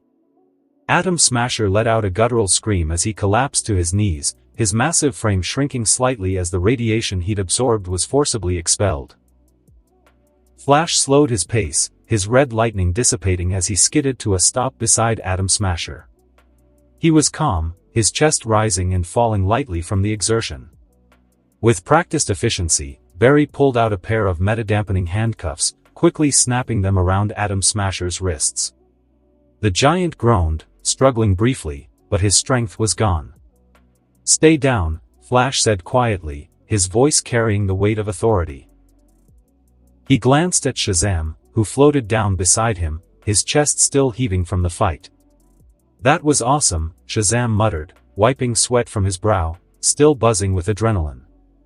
He looked down at Atom Smasher, the victory obvious in his wide grin. "We make a pretty good team, huh?" Barry smirked, but his expression shifted when Atom Smasher, weakened but defiant, looked up at him with a sneer. His voice was low and rasping, but the words he spoke cut through the air like a knife. "He's coming." Atom Smasher wheezed, his eyes locking onto Flash's. "Zoom is coming, and he wants you dead." Shazam's grin immediately faltered. The name, Zoom, hit him like a thunderclap. His eyes widened, and his youthful confidence evaporated, replaced by a mixture of fear and confusion. "Zoom? Wait, who's Zoom?" he stammered, his gaze darting between Atom Smasher and Flash. Atom Smasher chuckled darkly, even as his body sagged from exhaustion. "Zoom, the fastest man alive in his world. And he's coming for you, Flash. He's coming for your speed." Shazam's panic only grew as he processed the words. His mind raced. A speedster fast enough to challenge Barry? Someone after his speed? He took a step back, his fists clenching reflexively. "Flash, is this guy serious? What if?" But Flash wasn't panicked. In fact, as Atom Smasher spoke, Barry's expression remained calm, eerily calm. His gaze was steady and focused, as though he'd already anticipated this. A slight, almost imperceptible smile tugged at the corner of his lips. Shazam blinked in surprise. "Flash, you're not worried?" Flash exhaled slowly, his eyes never leaving Atom Smasher. "I've been waiting for Zoom," he said, his voice low but unshaken. There was no fear in his tone, only certainty. "If Zoom wants a fight, he knows where to find me." Atom Smasher's head tilted, his breathing ragged. Even he seemed momentarily confused by Flash's lack of concern. "You don't know what you're up against," he spat. "Zoom is—" "I know exactly who Zoom is," Flash interrupted, his voice cutting through the tension like a blade. "And I've faced worse."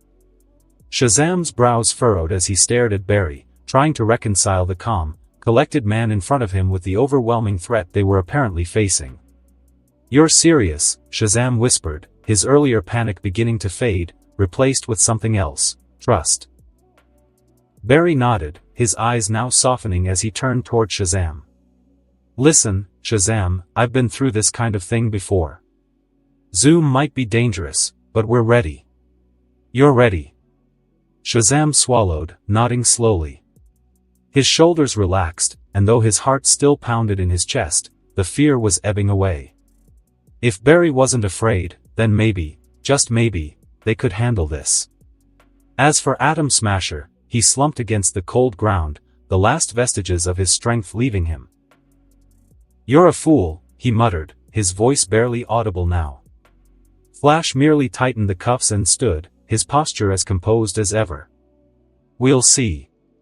The familiar halls of Star Labs were a sharp contrast to the chaos they'd just faced.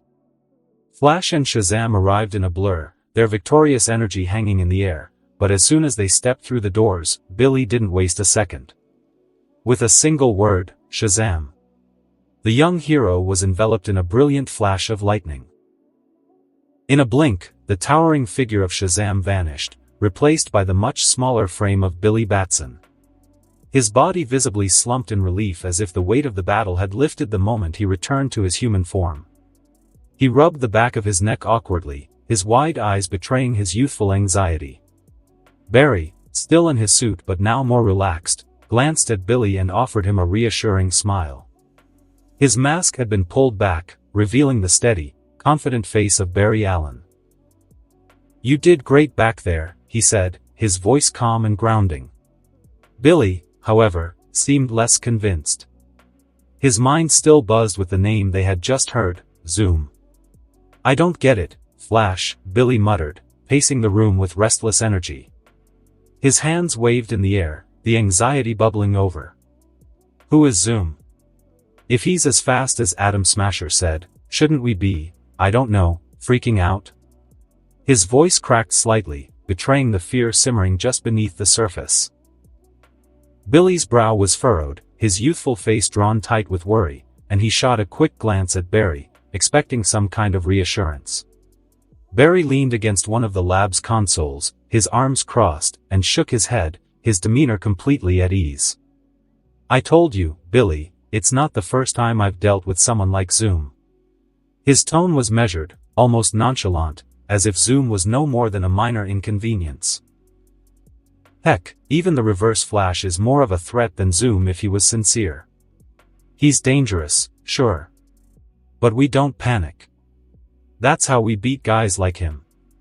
As Barry and Billy stepped into the control room, the atmosphere shifted from tension to warmth. The soft hum of equipment filled the space, along with the bright, sterile glow of monitors casting a faint blue light across everyone's faces. The team, waiting in anticipation, turned toward them with smiles that lit up the room. "Hey, you two." Sisko grinned from across the room, his hands clapping together as he strode forward with excitement in his step. "You guys crushed it out there." His enthusiasm was contagious, and the others nodded in agreement, murmuring their congratulations. Caitlin, seated at one of the monitors, offered a warm smile, her eyes glinting with pride. Billy, still jittery with residual adrenaline, rubbed the back of his neck, awkward but beaming. Yeah, it was a team effort," he mumbled, looking around the room with a sheepish grin. His eyes darted to Barry, who stood beside him, his expression calmer but filled with quiet satisfaction. Barry smiled back, his posture relaxed now that they were back in the safe familiarity of Star Labs. His breathing was steady, and there was a calmness in the way he stood, hands resting loosely at his sides. "Couldn't have done it without Shazam," Barry said, nudging Billy lightly with his elbow. Billy's grin widened at the praise, the nerves in his shoulders visibly loosening as the compliments washed over him. But before the moment could stretch any further, a sharp, mechanical beep suddenly cut through the air. Everyone froze. The sound came from one of the nearby consoles, its blinking red light catching Sisko's attention instantly. His smile vanished as he quickly crossed the room, his movements suddenly precise and alert. Hold up." Sisko muttered, his fingers already flying across the keyboard, eyes narrowing as he scanned the screen. His body tensed, a low hum of concern growing in the back of his throat. "Something's up." The room fell silent as everyone's gaze shifted to the monitor, a heavy weight settling into the air. Barry's eyes flickered with a subtle shift, still calm, but sharper now. His stance straightened slightly, the easy relaxation replaced with quiet readiness. Beside him, Billy's body stiffened, his earlier excitement evaporating as his brow furrowed in confusion. "Sisko, what is it?" Caitlin asked, standing from her seat, her voice steady but tinged with concern. She walked toward him, her eyes scanning the data on the screen. The tension in the room was palpable now, thick and unspoken. "Looks like we've got a breach," Sisko said, his voice tight as he stared at the screen. His fingers tapped nervously against the desk as he scrolled through the data, eyes darting from one monitor to another, trying to make sense of the sudden alarm. "Someone just walked into the building. And I don't recognize the signature." Barry's jaw clenched slightly, though his face remained composed. "Can you tell where?" Sisko was about to answer when the automatic doors to the control room slid open with a hiss. Everyone turned, the sound of footsteps echoing softly as a man walked into the room with his hands raised, palms facing outward in a gesture of surrender. He moved slowly, deliberately, his steps unhurried. The flickering lights from the monitors cast a faint shadow over his features, but his calm, almost casual demeanor stood out starkly against the sudden tension that gripped the room. Hey, I come in peace," the man said with a faint smile, his voice smooth and disarming as he took another step forward. His hands stayed up, but his eyes were sharp, assessing every face in the room. For a moment, no one moved. Barry's body went still, his posture no longer relaxed but coiled, ready. His eyes locked onto the man, studying him with the practiced precision of someone who had been in too many unpredictable situations. There was no fear in Barry's gaze, but his muscles were taut, every fiber of his being poised to react. Billy, on the other hand, was less subtle. His fists clenched instinctively at his sides, his wide eyes reflecting a mix of confusion and suspicion. "Who is this guy?" he muttered under his breath, his voice barely audible, but the tension in his posture spoke volumes. His gaze darted toward Barry, searching for any sign of direction. Caitlin's eyes flicked between the man and the others, her breath catching for a moment as she instinctively took a step back, positioning herself closer to the console. Cisco, however, remained at the computer, though his hands hovered above the keyboard, ready to alert the others or lock down the room at a moment's notice. Barry was the first to speak, his voice low and steady. "Who are you?" His tone wasn't aggressive, but it carried an unmistakable authority. The man's smile widened slightly, though it never reached his eyes. He kept his hands raised, his movements deliberate and slow as he glanced around the room before finally locking eyes with Barry. "I'm just here to talk," he said, his voice calm but with an undercurrent of something more. "No need for the heroics just yet." The tension in the room thickened, a subtle unease settling over everyone like a dark cloud. Barry's eyes narrowed, his gaze never leaving the man as he took a small, almost imperceptible step forward, positioning himself subtly between the stranger and his team. "We'll decide what you're here for," Barry said evenly, his voice carrying a weight of authority that left no room for argument. The man chuckled softly, his expression still calm, still controlled. "Fair enough," he replied, his hands lowering just slightly, though they remained in view. "But I suggest you hear me out. Because Zoom, well, let's just say he's not far behind." Billy's heart skipped a beat at the mention of Zoom, and for a second, panic flared in his eyes. He shifted nervously on his feet, glancing up at Barry. But this time, Barry's face was unreadable, his expression hardening as he locked eyes with the stranger. Barry knew the bastard before him. He was no one other than Zoom himself, Hunter Zolomon, who just wanted to act as a friend but later strike after getting all his weaknesses. But this time he is different than in the series, but he is not the only one different. He is also different, and Zoom is in for a surprise. The bright morning sun streamed through the windows of Star Labs, casting long beams of light across the polished floors. Barry stood in the training room, his chest rising and falling with steady breaths. Sweat clung to his forehead as he finished another round of speed drills, the air crackling faintly with residual energy from his movements. His focus was unwavering, every step, every punch, and every dodge was executed with precision.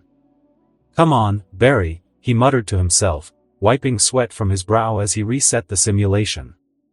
His jaw tightened, and his eyes burned with determination. Zolomon was out there, lurking and plotting, and Barry refused to be caught unprepared. His movements were fluid yet sharp, his muscles flexing as he dashed across the room, narrowly dodging holographic projectiles and landing counterattacks with pinpoint accuracy. Each successful move brought a flicker of satisfaction to his face, though it never lingered. There was always more to improve. Meanwhile, Billy adjusted to his new life in Central City, blending his dual identities as Shazam and a high school student. In the bustling hallways of Central High, Billy moved with the easy energy of a teenager, though his sharp eyes occasionally betrayed the weight of his responsibilities. He walked into class, sliding into his seat with a casual grin, exchanging high fives and banter with classmates. But every so often, his gaze would drift out the window, his fingers tapping absently against his desk as he thought about Zolomon and what lay ahead. At lunch, he sat with his usual group of friends, laughing at their jokes and chiming in with his own, but there was a subtle distance in his smile, a flicker of thoughtfulness as his mind wandered back to Barry's training sessions at Star Labs.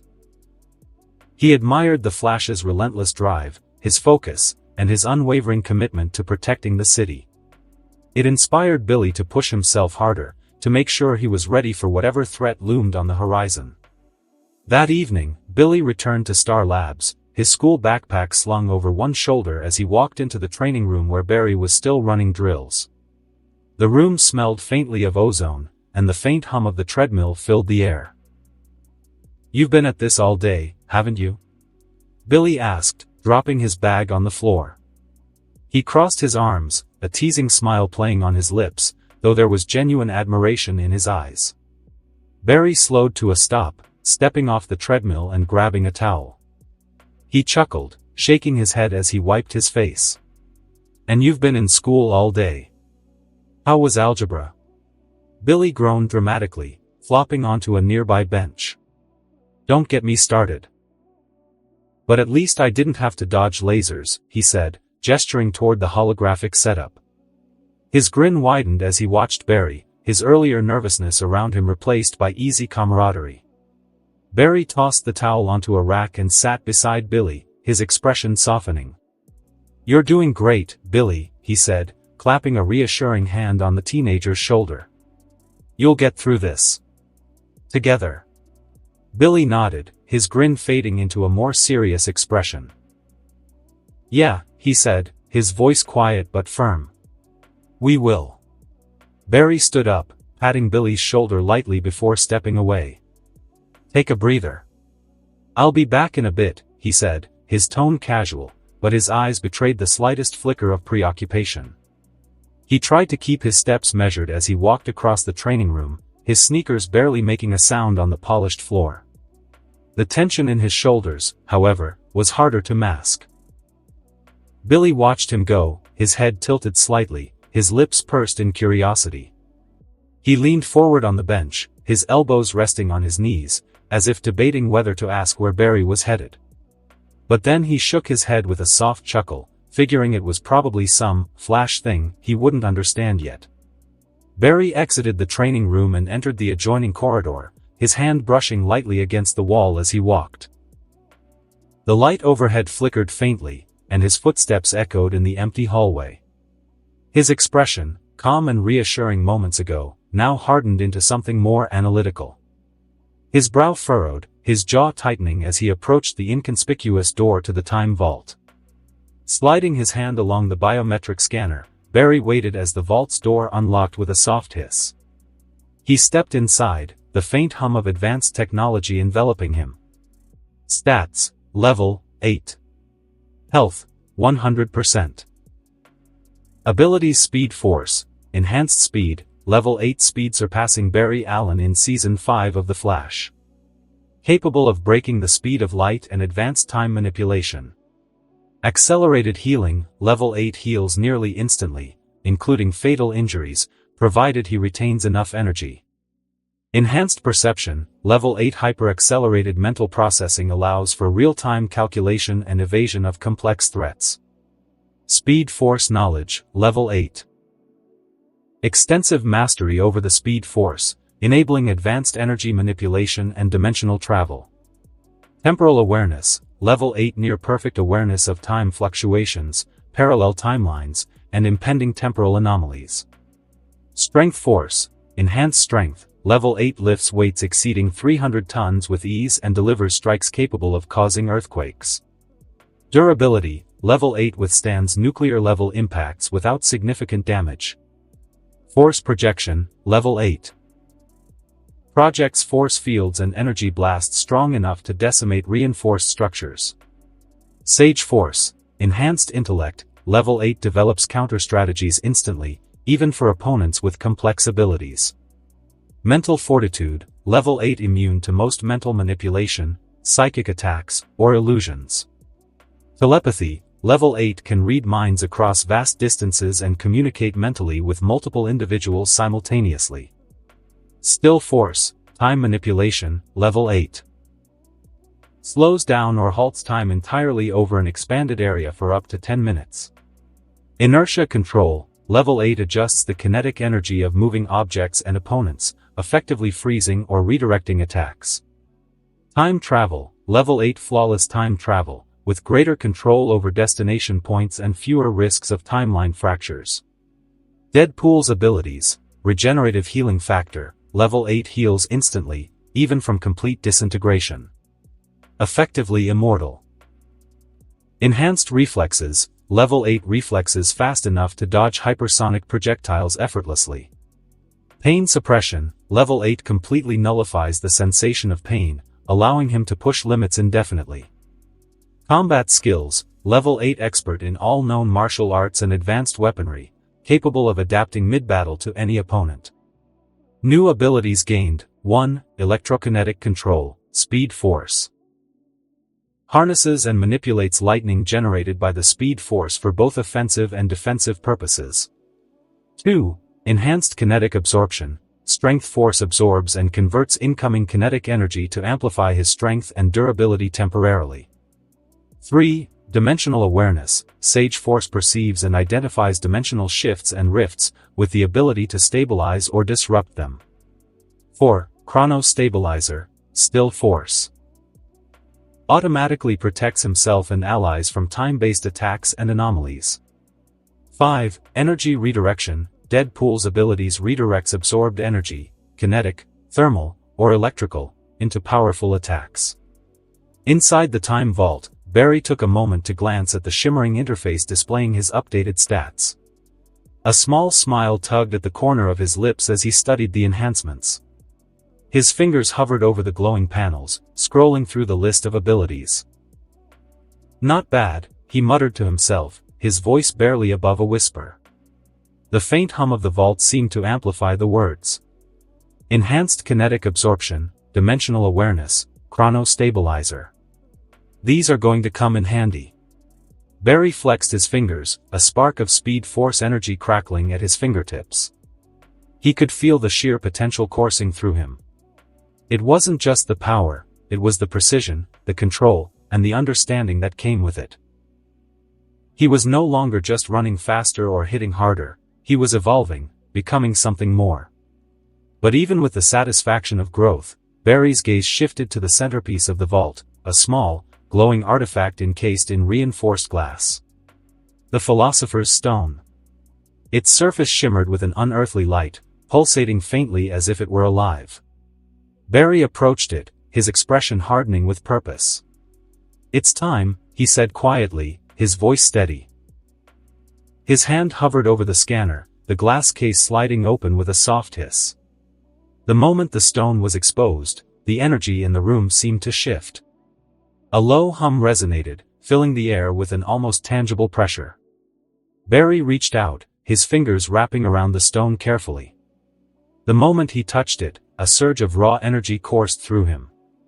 Barry inhaled sharply, his eyes glowing faintly as he steadied himself. The power within the stone was overwhelming, ancient, and potent beyond measure. He felt its connection to the fabric of reality, its ability to grant and shape powers with precision. This is it, Barry murmured, his voice firm but laced with anticipation. He turned and exited the vault, the stone clutched securely in his hand. Barry entered the cortex, the overhead lights casting a soft glow on the room's high-tech equipment. He carried himself with quiet determination, his usually relaxed posture stiff with purpose. In his hand was the Philosopher's Stone, its surface glimmering with an ethereal light that reflected off the polished monitors around him. The energy radiating from it was subtle but undeniable, causing the room's atmosphere to feel heavier. Cisco was the first to notice. He glanced up from the monitor he'd been tinkering with, his sharp eyes narrowing as he spotted the artifact. He pushed his rolling chair back with a creak, standing to face Barry. Barry, Cisco said, pointing at the glowing object in Barry's hand, his tone laced with both curiosity and apprehension. What's that, and why does it look like something we shouldn't be messing with? Caitlin, seated at the lab bench nearby, adjusted her glasses and leaned forward, her brows furrowed.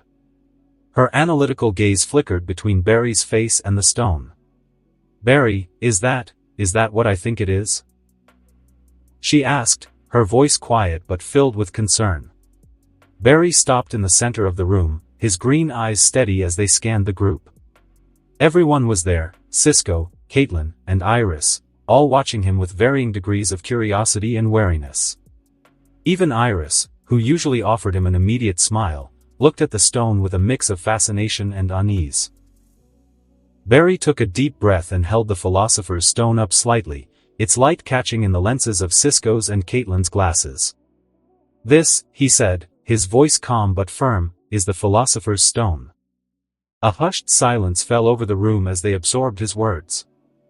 Caitlin's lips parted, and her hand instinctively gripped the edge of the bench.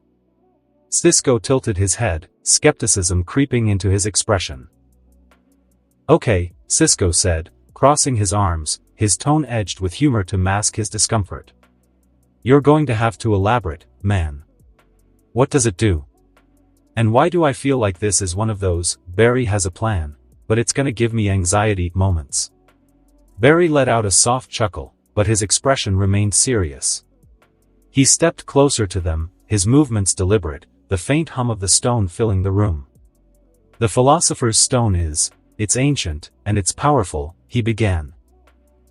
It can manipulate reality, grant abilities, and unlock potential that might never have been realized otherwise. As the words left his mouth, Caitlin straightened, a mixture of shock and intrigue washing over her face. Grant abilities, she repeated, her voice almost a whisper. Her lips pressed into a thin line as her mind raced, piecing together Barry's intent. Cisco raised a hand, his fingers twitching slightly, as if trying to grasp the enormity of what Barry was saying. Hold up. Are you saying what I think you're saying? You're planning to use that thing? On us? Barry nodded, his gaze steady as he looked between them. Yes. On both of you. Caitlin's brow creased deeply, her arms folding across her chest in a protective gesture. Barry, why would you think we'd need? Because, Barry interrupted gently, his voice tinged with regret, you should have had abilities by now. Both of you. Cisco blinked, his jaw tightening. What? He asked, his voice low and incredulous. Barry, what are you talking about? Barry hesitated, the weight of his words evident in the way his shoulders slumped slightly. He stepped closer, his voice soft but steady. When I first faced the weather wizard, Harrison Wells, Eobard Thawne, was going to kill you, Cisco, he said, locking eyes with his friend. If I wasn't fast enough to save you that time, Central City would have been flooded, and I would have run back in time and stopped it changing the timeline. But I fixed it. I ran faster, and I stopped it from happening before it even happened. Cisco's face fell, his usually expressive features frozen in a mask of shock. He swallowed hard, his Adam's apple bobbing as he processed the revelation. Wait. You're saying I died? He asked, his voice cracking slightly. Barry nodded, his jaw tightening. Yes. But because I stopped it, you didn't awaken your powers as Vibe. You never got the chance. Caitlin's hand shot to her mouth, her eyes wide as she absorbed Barry's words. And me? She whispered, her voice shaky. What about me? Barry turned to her, his expression softening, though his voice remained firm. When I created Flashpoint to save my mother, everything changed. And after I restored the original timeline, Caitlin, you had powers, another personality, Killer Frost. He paused, watching as Caitlin's face twisted into a mix of disbelief and fear. Caitlin took a step back, her arms dropping to her sides. She opened her mouth to speak, but no words came out. Her lips trembled as she looked down, her thoughts racing. The weight of Barry's revelation hung heavy in the air. Iris, who had been watching silently, finally broke the tension. Barry, she said, her voice firm, I thought you already saved your mother. Why are you saying you went back again? Barry exhaled deeply, turning to face her. I did. But I used a different method that time, he admitted, his tone apologetic. I was faster, smarter. I changed it without creating another flashpoint. Wally, leaning against the far wall, unfolded his arms and stepped forward. So, what's your plan now, Barry? He asked, his voice calm but curious. Barry straightened, looking back at Cisco and Caitlin. I'm going to give you both what should have been yours all along. Your abilities. Your potential. Cisco's lips parted in disbelief, his hands moving to his hips as he stared at Barry. You're serious about this, he said, shaking his head slightly. You're actually serious. Caitlin's eyes glistened, a mix of fear and hope flickering across her face. Barry, she said softly, her voice wavering, are you sure this is the right thing to do? Barry stepped closer to them, his expression earnest. I know it's a lot to take in, he said, his tone gentle. But I wouldn't do this if I didn't believe in you. Both of you. You have the potential to do so much good, with or without the powers. But this will give you the chance to become something even greater. The room fell silent again, each person absorbing the gravity of Barry's words. Cisco and Caitlin exchanged a glance, unspoken questions and emotions flickering in their eyes. And though their faces were lined with uncertainty, there was also a glimmer of something else, trust. Finally, Cisco let out a slow breath, rubbing the back of his neck. "All right, Barry," he said, his voice quiet but resolute. "Let's do this." Caitlin nodded hesitantly, her hands trembling slightly but her eyes filled with determination. "I'm in," she said, her voice barely above a whisper. Barry smiled, a wave of relief washing over his face. "Okay," he said softly. "Let's get started." And that concludes this episode. If you enjoyed it, I'd seriously love it if you guys could leave a like on the video, as it genuinely helps out so much, and it keeps me going, plus it takes only 1 second. That said, have a wonderful day. See you in the next one.